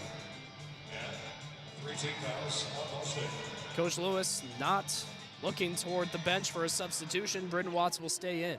Inbound underneath the basket. Tyson Dunn to Sable near corner. Moving toward the baseline. Michaels, he'll take a catch-and-shoot three and misses in the right wing. Another strong miss by Ben Michaels. Hill across the timeline. Gorcito far corner. Now Mickey Pearson straight away. Dish to Brayden Watts left wing. Down low, Sparks in the mid-range. Backing in on Michaels. Tight movement. Can't finish. Michaels was getting worked, and Sparks found a way to maneuver around him, but couldn't finish at the cup. Michaels straight away for Buffalo. Hands off to Dunn left wing. Moving in, baseline, Sparks guarding, spinning on his pivot foot, and passes out to Michaels. Open, left wing three, he'll take another one, and he misses again. Ben Michaels just cannot connect from beyond the arc. He's 0 of 3 on his first three-point opportunities of this second half. And I have to say, Peyton Sparks did a great job on the mismatch. Tyson Dunn a lot quicker and a lot smaller, could have gotten around him, but Peyton Sparks closed out quite nicely. And a holding foul on Buffalo. Ben Michaels, that's his second, and he's had a tough stretch. Ben Hendricks checks in for Peyton Sparks at the same time. Fredericks Maynards will check in for Ben Michaels. And Maynards and Hendricks, two players that are very similar, not only in height but in skill. Inbound, Hendricks misses the first shot, blocked by Maynards, and he gets the putback. Hendricks is up to 10 points, 3 away from tying his season high. 48-40, Ball State leads with 17:03 to go. Ryan Sable between the rings. Tight defense by Gorcito. Moving in. Triple teamed and stolen by Hill. And he receives a blocking foul by Tyson Dunn. In transition, it was not much contact, but you can't come into contact while Hill is racing down. No, and I know that most coaches, they like these fouls and transition because you avoid the easy bucket, but not between the rings. Jamari Hill, you got to at least let the guy get into the painted area to at least put up some kind of contest to him. Bradford checks in for Sable. Inbound on the sideline. Hill almost ran out of time, gets it to Pearson Jr. Buffalo, by the way, has 5 personals already in the first 4 minutes. 3 minutes, correction. Hill down low, acrobatic layup, no good. And Bradford gets the rebound for Buffalo. Quick across the timeline, feed to Bolden Jr. down low. And a charge. Juanzi Gorcito just outside of the restricted zone, took the contact and draws the foul. That's the 6th. Yeah, that's not easy though for Gorcito. When you have a guy like Bolden going full steam ahead right towards you, and how quick and how big he is, it's not easy to plant your feet and hope for the best. But Gorcito taking one for the team. Buffalo has put themselves in terrible position. 6 personal fouls. Bolden Jr.'s 3rd. Britton Watts across the timeline, straight away. Hill now with it. Moving toward the baseline. Down below the cup. He's called for a travel. Tight defense as he was forced to the boundary and just couldn't keep his footing together. Again, the Cardinals, this is how they started the first half with a couple of costly turnovers, and now Buffalo, although down by 8, still plenty of time in this contest to put a dent into that Cardinals lead. Sable back in it, passes to Maynards, top of the key, moves in on Hendricks and finishes at the cup. He's got 5 points. That's his first of the second half, and it's 48-42 in favor of the Cardinals with 16 to go. Maynards and Hendricks is going to be a chess match all night just because of their similar builds. And Hendricks misses down low, gets his own rebound, and he's stolen away. Tyson Dunn ends up with it. Fast break, give to Sable, down at the baseline. Tough shot as he heads out of bounds, and the offensive board off of his miss by Noah Batchelor. Bradford now with it, moving toward the baseline from the right side. He can't finish, and Hill corrals the rebound for Ball State. Buffalo had what they wanted right there. The 7-footer and Ben Hendricks on a 5-footer in Bradford. Bradford using his speed to get to the cup, but Hendricks did a good job closing out using that height. Hill straight away, pass to Hendricks down low, and he finishes outside the restricted zone. A little hook shot over Maynards. He has 12 points, 1 point away from tying his season high, 1 field goal away from beating it, as he scored 13 against SIUE earlier this year. Buffalo on their end. Sable down low, finishes over Gorcito. Not much you can do if you're Gorcito on that play. Overall, his feet were in good position. It was good positioning for Gorcito, but Sable, that spin move the past couple of years has been so lethal for Buffalo, having that in their arsenal with Ryan Sable. 50-44. Ball State leads with 14:44 to go. Hill just inside the perimeter. Pass out. Mickey Pearson Jr. left wing. Back to Hill straight away. Bradford guarding. Step over. Near elbow shot, good. A mid-range jumper, he has 8 points. And Ball State leads 52-44 with 14:30 to go. We've seen Jamari Hill in this contest settling for more of those long-range jumpers rather than attacking like we normally see, and it's paid dividends. Hill having a solid performance with 8 points on the day. The Bulls with it. Tyson Dunn, left wing, calls for the screen from Batchelor, receives it, heads toward the baseline, down low, out to Bradford. He'll take a three, top of the key, and leaves it to the left side, and it's rebounded by Pearson Jr. off the rim. Britton Watts across the timeline, far side. Dunn guarding, Hendricks sets the screen, mid-range jumper at the far elbow, no good, and Kayvon Bradford rebounds for Buffalo. Quick across the timeline, weaving through traffic, and a foul in transition. They'll call that one on Ben Hendricks, his second personal. And that'll lead to immediate timeout. And what we saw from Ben Hendricks in transition right there, although they call him with the foul, he had the right idea with his back turned, Bradford heading full steam ahead to the rim. He had the right idea to just put an arm out, just not quite bump him a bit, but just graze him a bit to the point where it kind of takes him off track. And it leads to what's a problem for both teams now is Ball State has 4 personals, Buffalo has 6, one away from sending Ball State to the bonus. There's only 13:49 still on the clock. I mean, there's plenty of time, and you could already see Ball State, all it takes is one, and they'll be spending the rest of the game putting Buffalo on notice where every foul is going to send them to the charity stripe. I brought this up in the first half, and I predicted that this matchup was going to get chippy, it was going to get aggressive as we kept moving on, and that is exactly what we've seen. Even with Peyton Sparks not playing a huge role in the last 15 minutes of regulation, we've seen him in foul trouble, sure, and in the last 4 minutes we haven't seen him in the second half. I don't know if Peyton Sparks will touch the 20-minute mark in this contest, but Ben Hendricks has been making up for it. He has really filled that void today. But Ball State as a whole in this game, the big men have ruled this game. Peyton Sparks, 11 points. Hendricks, 12 points. That's 23 points out of Ball State's 52, almost half. And Hendricks has only been on the floor for 10 minutes thus far. He's put in some pretty good numbers, and like I said earlier, his season high is 13 against SIU Edwardsville back on December 8th, and he's one field goal away from hitting that. This is a career-type night for Ben Hendricks. Yeah, and the question is, going back to that December 8th non-conference matchup for Ball State, transitioning to now, so much has transpired from then and now, and that includes the starting center position. We saw Peyton Sparks' shocking decision move to the bench for a large part of late December, early January. Sparks didn't have the hottest start to the season, but man, I think that decision by Michael Lewis may have been one of the best he could ever make, considering when he put Peyton Sparks back in the starting 5, we started to see the Peyton Sparks that we all know and love. And, you know, Peyton Sparks, he started off the season not getting every start.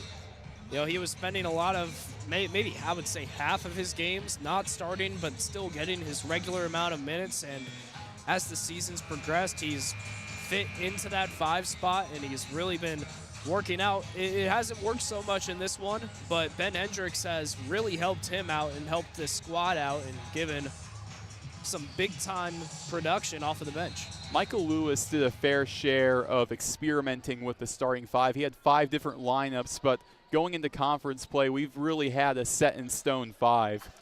Out of the timeout, Buffalo has it. Tyson Dunn deep in the left wing. Buffalo, a team that hasn't had a consistent starting 5 in conference play. Batchelor down low.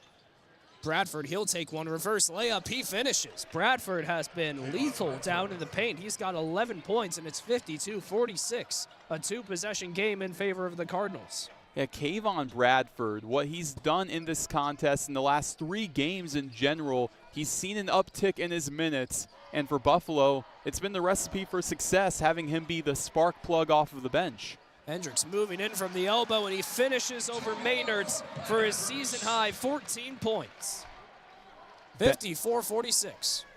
Ben Hendricks is on a different level in this game, filling the void of Peyton Sparks, who hasn't seen the minutes that we would have expected. Ben Hendricks has had quite the day. A pristine floater over Maynard's to cap off his time on the floor for now as Sparks checks in. He receives a slight ovation. I'm sure his time on the court these final 13 minutes isn't done yet, but for now Sparks has checked in. 54-46 Cardinals lead with 12:45 to go. Buffalo doing work on offense. Batchelor down in the restricted zone over Pearson Jr. Can't finish. Fight for the rebound in the hands of Bradford. He goes back up with it. Sparks almost blocked it, missed. Fight for the board again. A jump ball between Sparks and Obo. Possession arrow, Ball State. And Peyton Sparks did something very smart that I wish most bigs in the MAC did when they play Buffalo. You see Tim Obo, most of the time he will be at the top of the key looking to set up a screen, and that is where Buffalo can really hurt you with your guards, especially if the big man chases. But Peyton Sparks stood his ground, just hung out in the paint, knowing that he would meet Obo right there. Gorosito stripped at the far elbow. Bradford wide open lane, and he slams it home. 54-48, he's got 13 points. His season high before today was 9. He is cruising so far. Other end, Britton Watts left wing. 12 minutes in the game now. Sparks straight away. Heaves one over the head. Hernandez back to Sparks. Far elbow, spinning around to the restricted zone and to the cup. He misses. Obo with the rebound for Buffalo. A chance to cut this to a one-possession game. Tyson Dunn at the mid-range. Far elbow. Obo thought about a three at the top of the key. Dribble and pass to Bradford. He moves in on Pearson Jr. Hesitation back out to Dunn. Heaves one to Obo straight away. He'll take the three, and he misses off the left side of the rim. Hernandez with the rebound for Ball State. Sparks screen in the left wing. Stripped of the ball, Hernandez corrals it back. Bounce pass to Sparks. Near block, back out to the perimeter, and now Hernandez has it left wing. Loses his footing, he's to the ground, tries to feed it out, and Mickey Pearson Jr. corrals it. 10 on the shot clock. Over to Gorosito. Hernandez now, left wing, off the glass and in. A three. Don't need to call bank, just sink it. 57-48, he's got 6 points. Jeremiah Hernandez, we've seen him in the starting five and off of the bench. And off of the bench, what he's provided to the second unit for the Cardinals has been fantastic. Sable to Obo, down outside the restricted zone, over Sparks, into the glass and in. Tim Obo. He has 4 points. And with 10:30 to go, it's 57-50, a three-possession game in favor of the Cardinals. And that's where Obo has the advantage over Sparks. He's so elusive and has a lot of athleticism as a freshman center over the experienced Sparks, and what he just did right there proved it. Hernandez from the perimeter to the baseline and to the cup. He says too little to Ryan Sable. Hand to the court, 59-50. Ball State leads, 10 to go. 8 points now for Jeremiah Hernandez. Other end, Bradford, open lane, loses the ball, corrals it back, and a kick ball as he passed out to Obo, and it was off of the foot of Peyton Sparks on the way. And that'll lead to another media timeout, 9:55 to go. Ball State leads 59-50. We'll take one break here and be back on the other side. You're listening to SportsLink Digital Radio, a presentation of Ball State men's basketball, presented by Victory Honda of Muncie.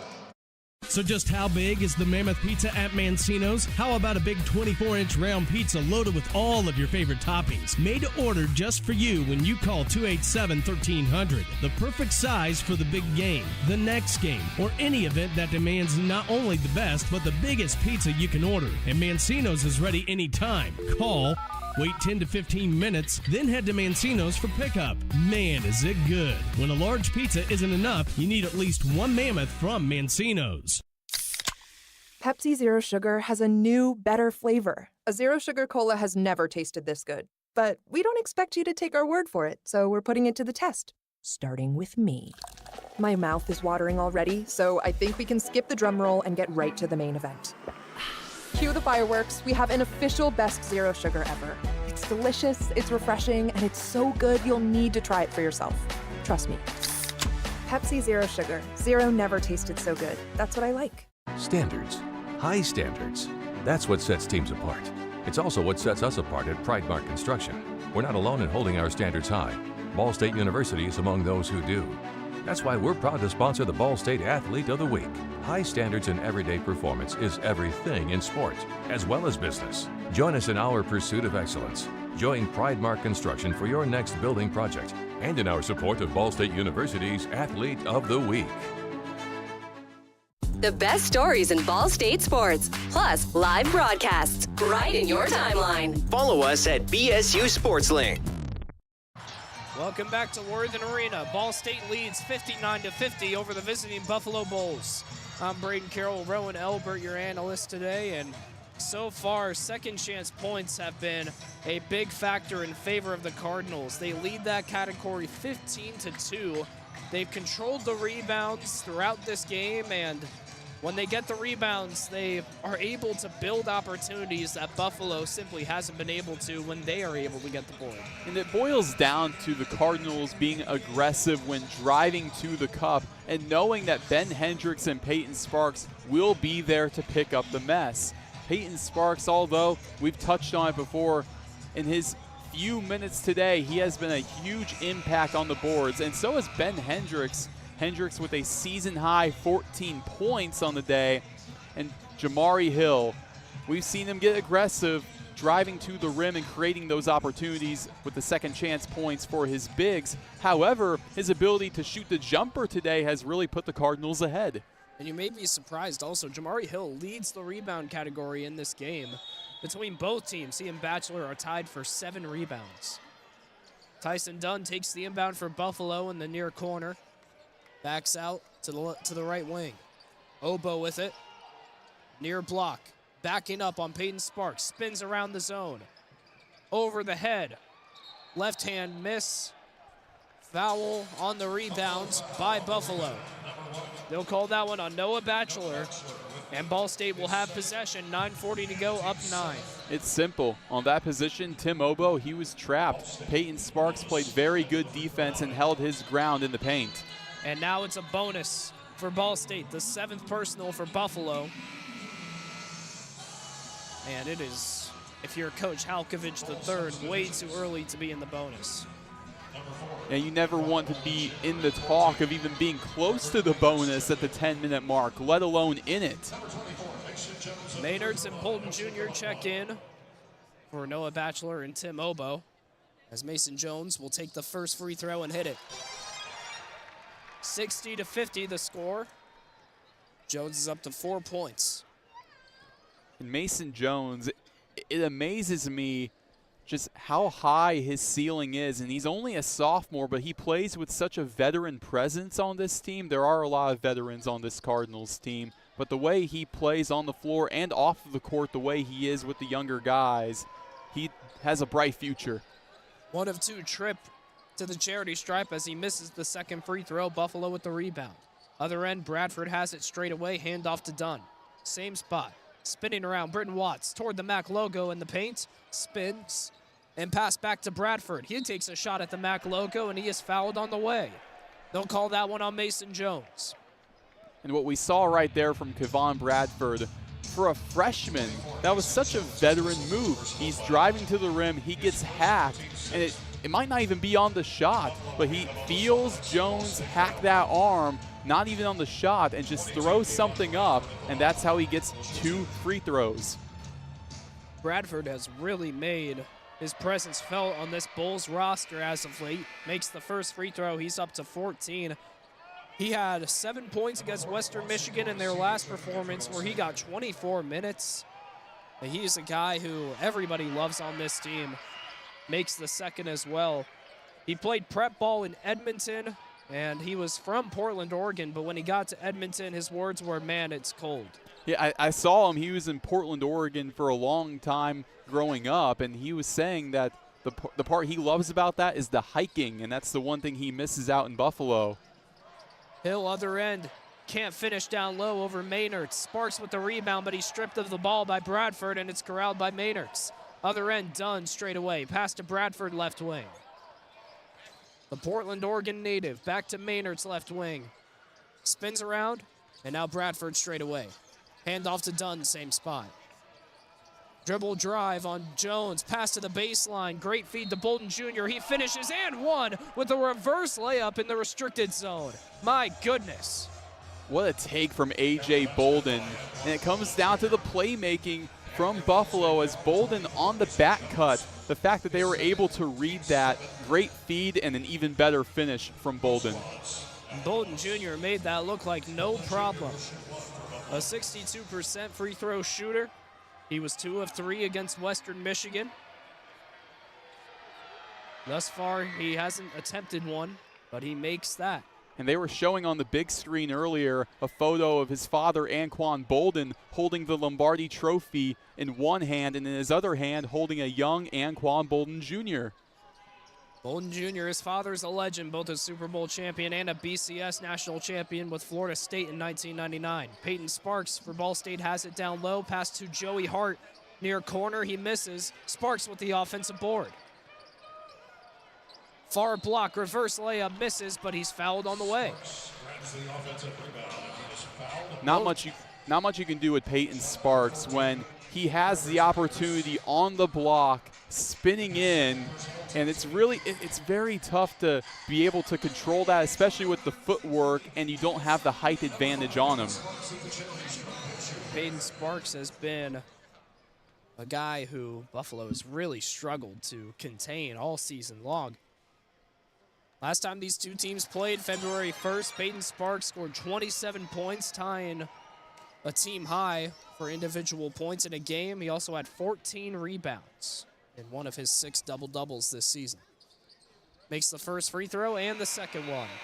And in that game, it was more of a balanced effort for Buffalo. We saw Bryson Wilson and Anquan Bolden Jr. combine for 32 points, 16 each in that loss to Ball State. Substitution here for Ball State as Peyton Sparks checks out. And Mickey Pearson Jr. checks in, so no big out on the floor for either team as Obo and Maynards aren't on the floor for Buffalo. Tyson Dunn down low, misses the shot over Pearson Jr., and Hill gets the rebound for Ball State. 8 minutes to go, Cardinals lead 62-55. Dribble drive, Hill to the restricted zone, back out to Jones, over to Hart, right wing. He heads in toward the zone, takes contact, fouled on the way, and they'll call it on Buffalo. Coach Halkovich III thought it was a charge. Instead, it will be on his squad and his team's 9th personal. Even when he thinks the call is wrong. Again, he has the Jay Wright mindset. He's cool, calm, and collected, even after something doesn't go his way. 7:51, Ball State leads 62-55. As Halkovich responded as though that was a foul on his team, but the score operator has that foul on Joey Hart. So we might have had it wrong up here. We will keep you updated after this timeout. For now, we'll take a break. Ball State leads 62-55, 7:51 to go. You're listening to SportsLink Digital Radio, Ball State men's basketball, presented by Victory Honda of Muncie.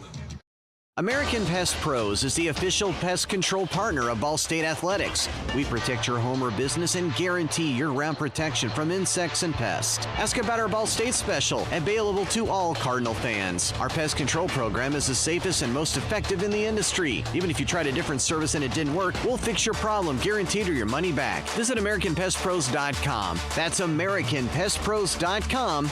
And don't forget to ask about our Ball State special. Ball State fans, who needs batteries? Your locally owned Battery Masters have batteries for cars, boats, golf carts, cell phones, watches, key fobs, pay-per-go toys for kids, and more. Bring your rechargeable batteries back to life for drills, shavers, dustbusters, and more. All Ball State fans receive a free battery checkup. Just mention Charlie Cardinal. Battery Masters is conveniently located on the corner of Walnut and Centennial, next to Mini Trista. Check us out online at batterymasters.com. Go Cards! From from the bell tower to your smartphone, anywhere in the world. Never miss Ball State Sports with SportsLink Digital. Welcome back to Worthen Arena. The score, Ball State 62, Buffalo 55, with 7:51 to go in this major MAC showdown. I'm Brayden Carroll, Roen Elbert alongside, and we're still waiting to fully understand what the situation is on that last foul. It looked like it was a charge that was called a blocking foul on Buffalo, and then the scorers table accredited Joey Hart with the foul, so to be honest, I'm a little bit lost on what happened. Yeah, I will say, me and you saw the same thing, and that would explain George Halkovich having a very calm reaction, and now we have Joey Hart at the free throw line. So it was a foul on Buffalo, which leaves me confused as to why the scorers table has accredited Joey Hart with one personal. He should have 0, and they have changed it now as the situation's cleared up. The foul on Tyson Dunn, his third. Joey Hart misses the first free throw, a 70% free throw shooter on the year. And maybe they're just out to get you. Second one for the Indiana native. He makes it, but a lane violation. They'll say it's on Ball State. So that second one won't count either. 62-55 remains the score. 7:48 to go. Tyson Dunn, top of the key, give to Batchelor. Now back to Dunn, same spot. Brayden Watts getting ready to sub in at the next dead ball. Batchelor, left wing, takes a 3 off the front of the iron, offline, and Hill with the rebound for the Cardinals. Across the timeline at the Cardinal logo, between the rings. Kayvon Bradford guarding. Hill down low, going for the tough layup. Misses with contact, no foul. Coach Lewis furious, and he is teed up. He went straight for the official and chirped a little too hard. It is a technical foul on Coach Lewis. Going back to the play, though, I really like the efforts from Jamari Hill. He moves in fast, slows down between the rings, and then gets aggressive yet again. It was a good look. And now Ryan Sable will shoot technical free throws. A big mistake by Coach Lewis, as any one free throw here will make it a 2-possession game. Sable, an 88% free throw shooter, he misses the first.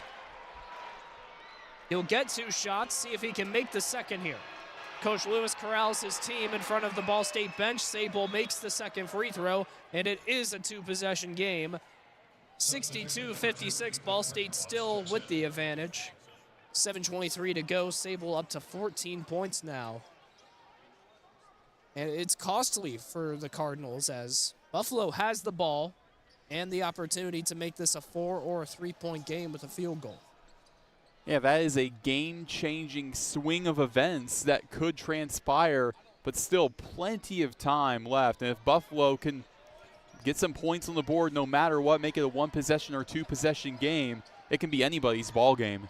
Tyson Dunn straight away moving to the Cardinal logo at the mid-range. Now Bolton Jr., he moves in, a whistle, a travel. Lost his footing as he worked on Pearson Jr. outside the restricted zone, and that's a turnover that Coach Halkovich III is not happy about. Yeah, and for Bolden, that's just a mistake that a young player will make every now and then.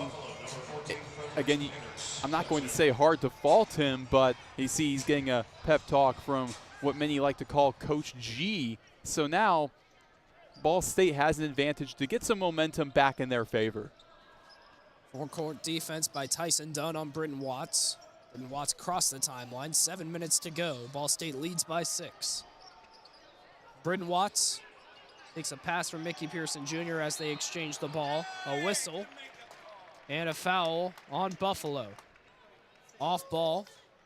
Holding foul on number 14. They'll call that one on Maynards, his 3rd personal. You got Peyton Sparks at the free throw line, and he's been very up and down from the charity stripe, but overall a solid percentage at 62. And it's steadily improved as the season has gone on. He's really improved his free throw shooting. Not a good example there as he misses the first free throw.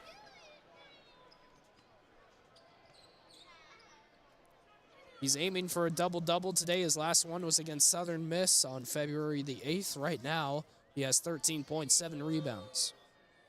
Second free throw, good. Nothing but net for Peyton Sparks. He enters the 14-point column and subs out with, I believe it was Mason Jones subbing in. So now him and Ben Hendricks, so far, they've combined for nearly 30 points. It shows how dominant the Ball State bigs have been all day.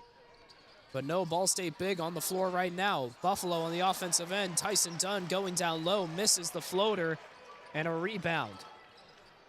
It rolled around the rim and just didn't land. Gorosito at the Cardinal logo, 6.5 minutes to go. Cardinals lead 63-56. Bounce pass down low. Mason Jones at the restricted zone. Back out to Hill. He'll take a left wing three, and he can't make that shot. Rebound, Batchelor. Buffalo basketball. Tyson Dunn left wing. Bounce pass to Maynards at the mid-range.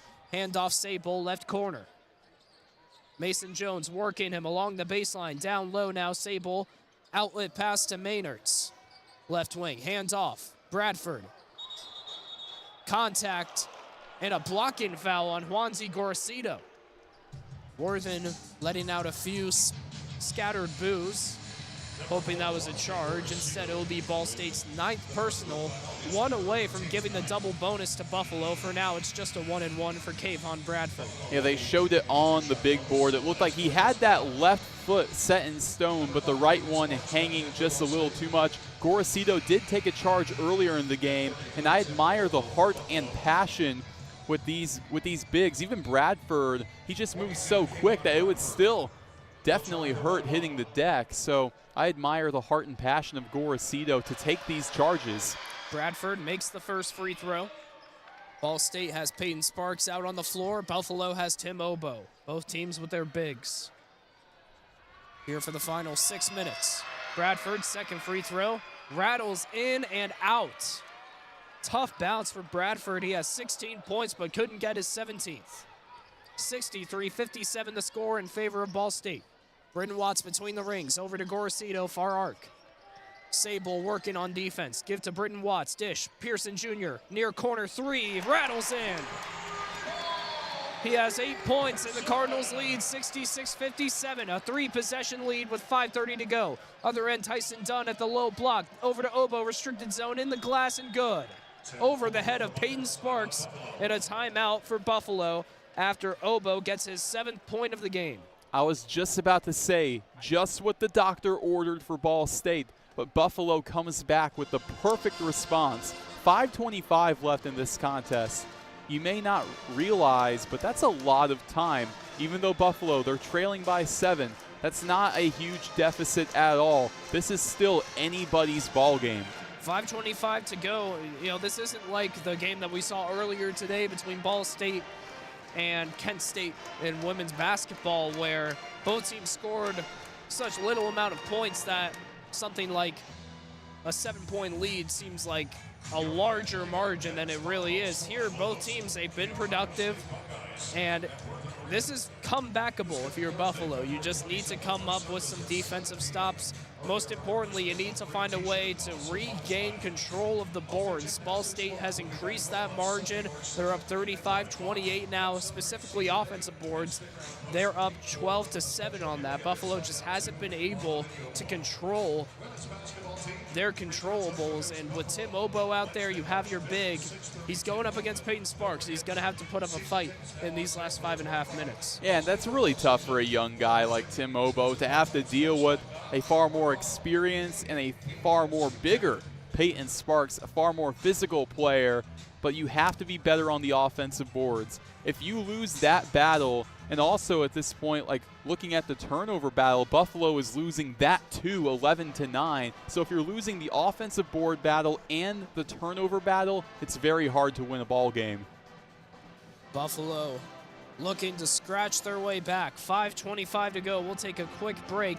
You're listening to SportsLink Digital Men's Basketball presented by Victory Honda of Muncie. Today we have two very special guests on our program. Introducing Lem and Lime. Hello. For Starry Lemon Lime Soda. Thanks for having us. What is Starry Lemon Lime Soda? It's a crisp, clear burst of lemon lime flavor, and it's caffeine-free. Between us, one of you must be a little more important to Starry than the other. Who is it? We're both important. So it could just as easily be Starry Lime Lemon Soda. No, that doesn't sound right. Oh, I like it. So you saying hip-hop could be hop-hip? Works for me. Starry Lemon Lime Soda. Starry hits different. Today we have full court defense out of the break for Buffalo. Not enough to stop the inbound for Ball State. 66-59 the score. Cardinals lead with 5:15 to go. Thank you for joining us here on SportsLink Digital. We hope you have enjoyed this game as much as we have here on the call. Britton Watts, Jamari Hill near corner, and a travel. Another travel on Jamari Hill. That's his third of the game. He has really struggled to maintain his footing. And that's a tough turnover to give. Yeah, that and coupled with a couple of double dribble calls, both very similar in that way. Ball State, they've been hindered a little bit, and I think that's due in large. I think this is why Buffalo has found themselves in this contest. And Buffalo subs out Tim Obo. Accordingly, Ball State subs out Peyton Sparks, Mason Jones out there, and Bradford as well. Maynard's the player to sub in for Obo. Bradford, right wing, moving toward the baseline. In the restricted zone, layup over Mason Jones, he finishes. Bradford, a career night, he has 18 points, doubling his season high before. 66-61 with 4:30 to go. Ball State still with the lead, and they have the basketball as of now. Almost lost it right there. Gorcito left a pass for nobody. Mason Jones able to get it before it sails out of bounds. Mickey Pearson Jr. has it now, straight away, moving to the near block. Loses his footing, and he's fouled by Noah Batchelor. Pearson and Batchelor, that has been the matchup to watch all day. So far, Mickey has had his number, as now Batchelor's up to 3 fouls. Only 2 points for him. Mickey Pearson has also won that battle on the boards, and now you send a guy that most of the time is a pretty solid free throw shooter to the stripe. 85% on the season. He's 6th in the MAC in free throw percentage. And he makes the first. I had to adjust my wording a little bit because last time Pearson missed a free throw after I said that he was an automatic free throw shooter. That's on me. Playing the safe game. And it worked right there. Peyton Sparks subs in for Mason Jones. Accordingly, Tim Obo subs in for Fredericks Maynards. Second free throw here for Mickey Pearson Jr. You could hear a pin drop in Worthen Arena as he makes the second. And that's the crowd doing its job.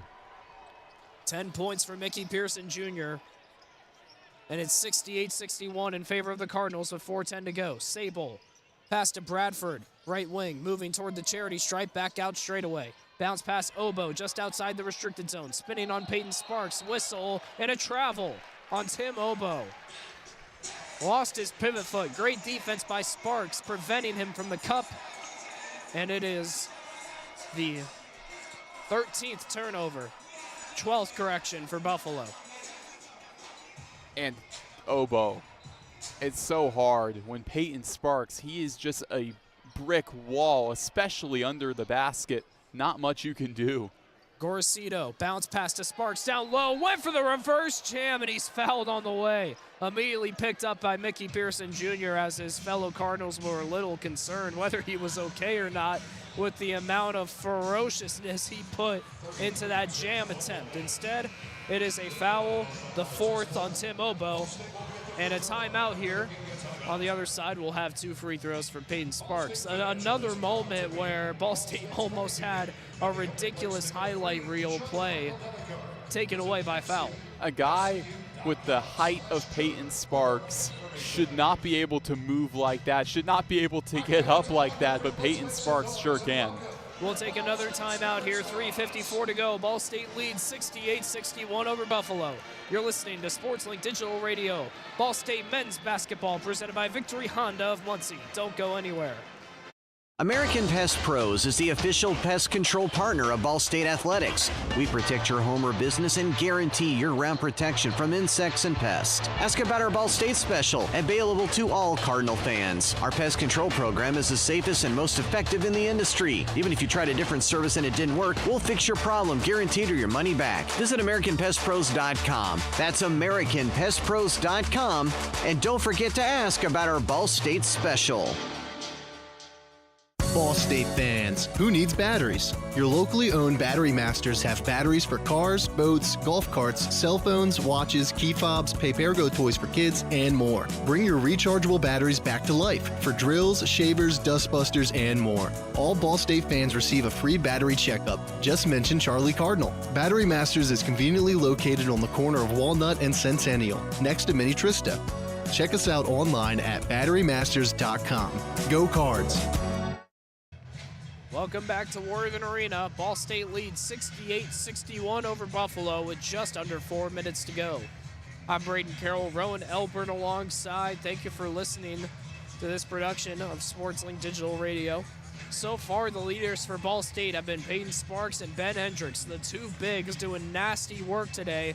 They combined for 11 of 17 shooting, and they have both made 6 free throws together. They have been able to really give the Cardinals the surge that they need. This has been a battle of the bigs, a battle of who can maintain control down low, and Ball State has won by a wide margin. Yeah, and I do have to give credit where credit is due to Tim Obo of Buffalo. Although not the day he would have wanted, I said in the pregame, their bigs need to be physical to match Peyton Sparks. And he has been, but sometimes a little bit too much, because now with under 4 minutes to play, I don't know if we'll see him again as he's at 4 fouls. Speaking of fouls, Tim Obo did foul Peyton Sparks before the media timeout, so now we have Peyton Sparks at the free throw line for 2 shots.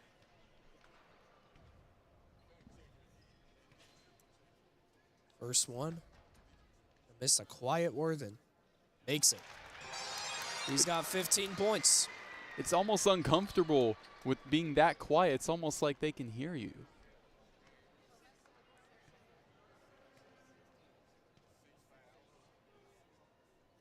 Second free throw. No problem. 16 points. Back-to-back games where he's had 16. And he's subbed out for Mason Jones. 70-61 the score with 3:54 to go. Tyson Dunn across the timeline in the right wing. Maynard's top of the key. Tight defense by Mason Jones. Forces him on a pivot footing. He passes to Bradford. Right side, moving toward the baseline. Weaving around Hill. Now on the left block. Tough layup with contact, no foul. Ball out of bounds off of the miss. Possession goes to Ball State. That's game-changing, and you can tell by just the hesitance from the officials to make that call. Those 3 seconds before he made the call felt like 3 minutes, especially on Buffalo's bench, and the reaction so deflating. You can tell that was huge for the Cardinals. And along with the ball sailing out of bounds, it's a foul on Maynard's. So that's his 4th personal, where he joins Tim Obo among the Bulls with 4 personal fouls. Those are both of Buffalo's bigs. Mickey Pearson Jr. at the line. I like Tim Obo more in this situation. I think he brings a bit more athleticism, but now they go with Anquan Bolden Jr. over Maynards or Obo. A little bit of small ball. Maybe playing the long game, hoping your team can go on a run and you can save Obo and Maynards, but down 10, it's kind of desperation zone for Coach Halkovich III. First free throw good, second free throw offline. Score 71-61 with 3:30 to go. Buffalo has it. Bradford straight away. Dribble move on Hill, open lane, foul, whistle on Buffalo, and another illegal screen. This one's on Noah Batchelor, and he is now the 3rd Buffalo Bull with 4 personals. And the Cardinals, this is genius. Look at this. Now you take advantage of the small Bulls lineup and you bring in Peyton Sparks for this final 3-minute stretch. I love it. He subs in for Mason Jones. The Cardinals can smell blood. Hill, and he passes to Gorosito and misses him. Ball sails to the near sideline, and that's a turnover that would make any Division I coach quite upset. And now, oddly enough, Mason Jones comes back in for Peyton Sparks. I think the Cardinals like Jones more defensively. That's why they bring him back in for this possession. Maybe it's a possession-by-possession thing if they have the opportunity with the dead balls. Bolden Jr. 3, good in the far corner. A great feed from Tyson Dunn to find Bolden Jr. He's got 6 points, and it's 71-64, still in favor of the Cardinals with 2:50 to go. Hill has it. Deep in the perimeter. Pass to Pearson Jr. Now Britton Watts. Dish to Mason Jones straight away. Now Gorosito. Over to Pearson Jr. Right wings. Hill, same spot now. Give back Gorosito. Lost the ball. Bolden Jr. stole it from him. Across the timeline. 3-3 fast break. Heading in. Tough layup over Mason Jones. A whistle and a foul.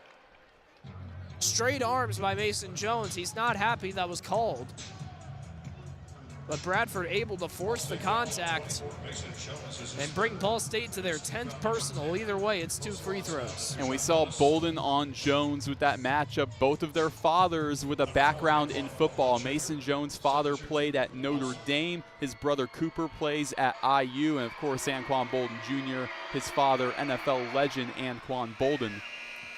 Third personal by Mason Jones. First free throw good for Anquan Bolden Jr.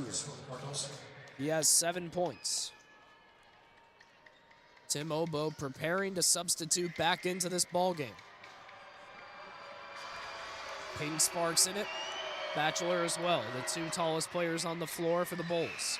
And the first free throw and second is good for Bolden Jr. He's up to 8 points, and Tim Obo subs in for Ryan Sable. And that is interesting, but Ryan Sable, he had a really hot first half, but in the second half, he's been cold. Only 3 points in half number 2 for Sable. 71-66, Ball State leads with 2:30 to go. Safe inbound, Britton Watts across the timeline. Sparks sets the screen. Not open for the pick and roll, pass out Pearson Jr. Far side, moving in. Spin around, mid-range jumper off the glass, no good, off the rim. Gorosito has it off the offensive rebound by Sparks. Now Hill. He'll move into the restricted zone. Pass to Pearson Jr. Hesitation. Misses. Too strong off the glass. And the board for Bolden Jr. in Buffalo. Other end, Bradford moves to the far elbow. Hill and Gorosito double team. They leave Batchelor open in the corner, and he misses. Bolden Jr. with the offensive board. And he is fouled on the way to the basket by Juanzi Gorosito. Another foul on Bolden Jr. He'll go back to the line with a chance to make this a 1-possession game. And what an effort from Anquan Bolden Jr. Most of the time, Mickey Pearson comes down with that board, but Bolden, it looked like he had about 2 feet in the air on Pearson and was able to corral that miss. Bolden Jr., the pressure's on. Your team needs to win out, and it starts with a win tonight. And he misses the first free throw. A 62% free throw shooter, and that's a big one to leave short. No matter what, miss or make on this second one, it will remain a 2-possession game. And he misses. Hill with the board for Ball State. 71-66 remains the advantage for the Cardinals. That's game-changing. And I know that's obvious as we head into a timeout from Ball State. That is a game-changing missed free throws from Bolden on the season, a 61% free throw shooter. And that's not because of a lack of attempts. Just he hasn't had the consistency at the charity stripe that you would want, and right there it showed. Tough misses. And down 5 with 1:40 to go. Ball State leads. We'll take a break. You're listening to SportsLink Digital Radio, presented by Victory Honda of Muncie. Don't go anywhere. American Pest Pros is the official pest control partner of Ball State Athletics. We protect your home or business and guarantee year-round protection from insects and pests. Ask about our Ball State special, available to all Cardinal fans. Our pest control program is the safest and most effective in the industry. Even if you tried a different service and it didn't work, we'll fix your problem, guaranteed, or your money back. Visit AmericanPestPros.com. That's AmericanPestPros.com. And don't forget to ask about our Ball State special. Welcome back to Worthen Arena. A minute 40 to go. The Cardinals lead 71-66 over Buffalo with major MAC implications on the line. Jamari Hill's inbound on the far sideline, gets it in safely to Brayden Watts at the Cardinal logo. Pass to Sparks, just inside the perimeter. Over to Pearson Jr. straight away. 13 on the shot clock. Feed to Brayden Watts, down low. Sparks has it. Far mid-range. Backs in on Obo. Hook shot, rattles in. Peyton Sparks, a big shot to make it a 3-possession game. I'm not going to say the dagger quite yet. However, Peyton Sparks, big shot. Sable can't make what would have been a huge 3.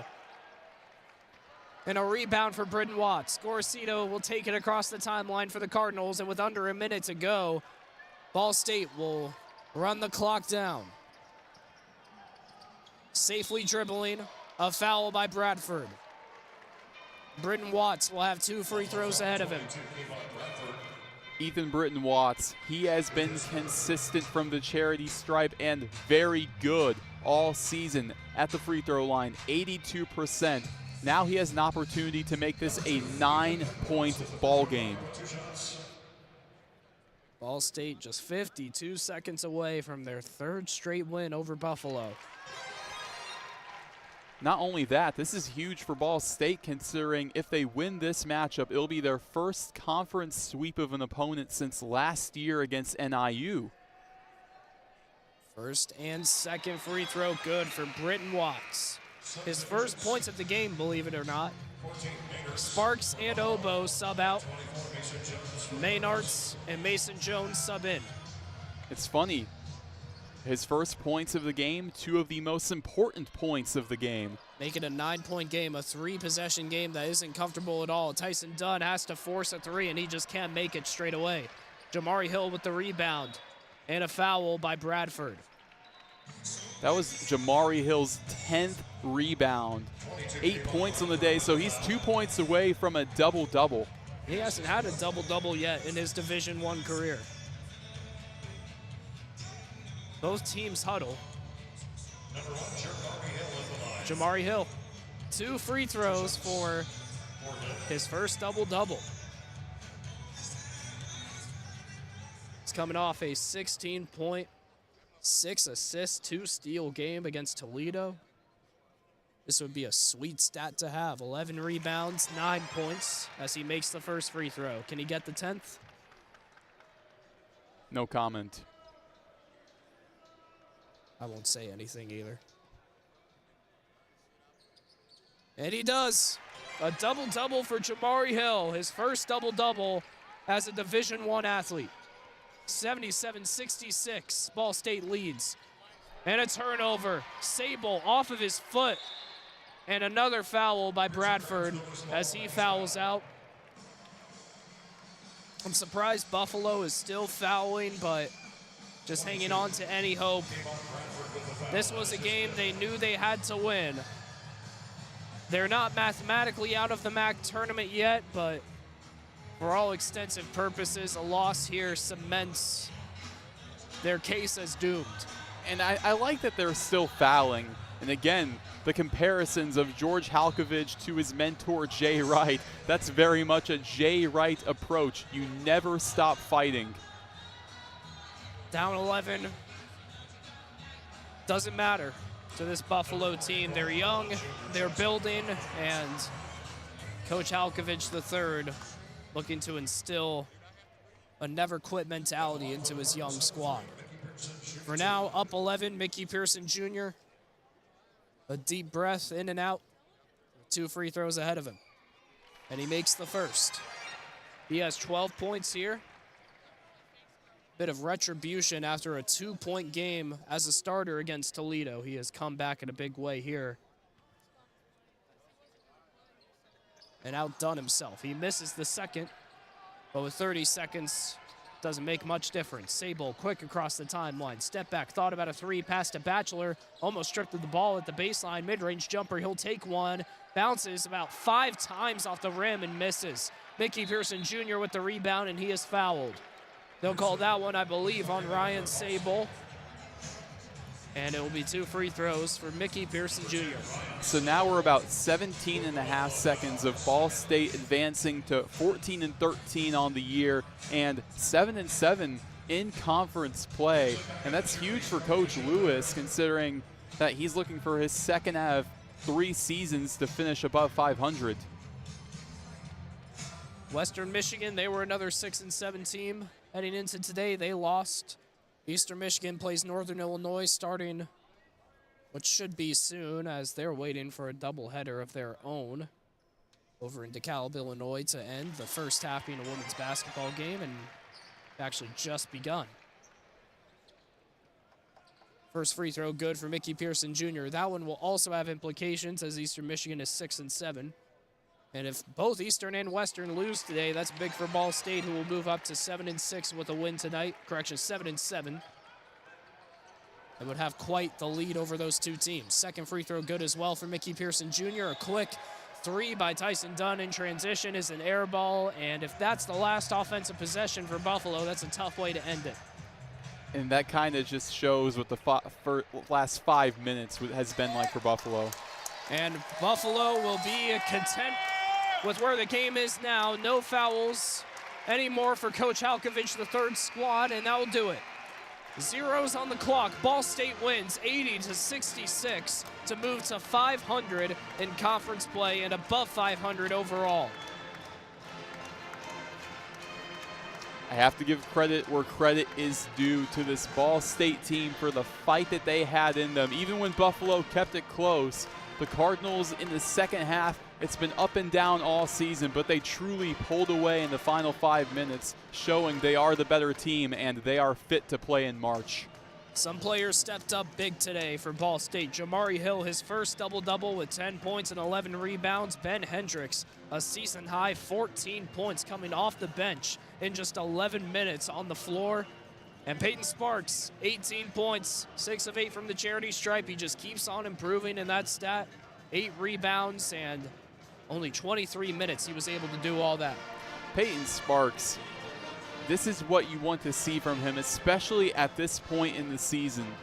I'm sure November and December, what we saw from Peyton Sparks, he was averaging career lows in points and rebounds in his Ball State career, and alarm bells were ringing for sure. But Peyton Sparks, going in from December to January, improved and showed why he is fit to lead this team to a tournament run. And for Buffalo, it's a tough loss to take. They go down to 8-19, 3-11 in Mid-American Conference play, and they've left themselves in a spot where they have to win out against what is the toughest remaining schedule in the Mid-American Conference, and that doesn't even guarantee them even close to a shot. They need a win over Central. They need Bowling Green to go 1-3 the rest of the way. They need Western Michigan to win out, or lose out, correction. I mean, they put themselves in a spot where they're not really concerned about making the Mid-American Conference or not, just facing what's ahead of them and trying to win the games that are remaining. And even if you do get in, you're the 8th seed, and chances are you will be taking on Akron. But hey, last year we saw Kent State pull off the impossible in the MAC tournament as an 8th seed, taking down number 1 Toledo, going all the way to the MAC tournament finals, where they ended up falling to the Akron Zips. And one big thing here that I want to mention about Buffalo, they're coming off a game against Western Michigan where they shot 17% from beyond the arc. They shot 17% tonight, and that was a big difference in why they couldn't pull it out. Their guards just struggled to make those open shots. Again, that's what happened in the Western Michigan game. Ryan Sable was hot in the first half, and it looked like he was getting out of this slump, but in the second half, only 3 points to his name, and not only that, a crucial mishandling of the ball in the final 2 minutes where he kicked it out of bounds off of his own toe. So that kind of just showed the guard performance from Buffalo, especially in the second half. Tyson Dunn, he was very quiet in the second half. On the day, he only had 10 points, and 8 of those came in the first half. 80-66, the final score. Roen, any final thoughts before we sign off from Worthen Arena? Ball State on Tuesday night, they are going to have a challenge against the Akron Zips. Akron, they have quite the challenge tonight against Ohio at 6 o'clock on ESPN2. I encourage you all to tune into that matchup. And there's a chance, if Akron wins this matchup, they will be heading into Worthen Arena with the best winning streak in all of college basketball. And that'll do it here from Muncie, Indiana, as we will sign off from SportsLink Digital Radio. Ball State finishes on a 9-0 run in the final 2:30 to ice the game and beat Buffalo 80-66 at home. Ball State improves to 14-13 on the year, 7-7 in Mid-American Conference play. Buffalo, they'll fall to 8-19 and 3-11 in the MAC. Thank you for tuning in to this presentation of Ball State men's basketball on SportsLink Digital Radio. As always, presented by Victory Honda of Muncie. For Roen, Elbert, I'm Brayden Carroll. Thank you for tuning in today. Ball State men's basketball is back in action, as Roen said, on February 25th as they host undefeated 13-0 in Mid-American Conference play, Akron. Have a great weekend. We can't wait to see you again, and enjoy yourself what should be a fantastic rest of the day for college basketball. This has been a production of SportsLink Digital Radio.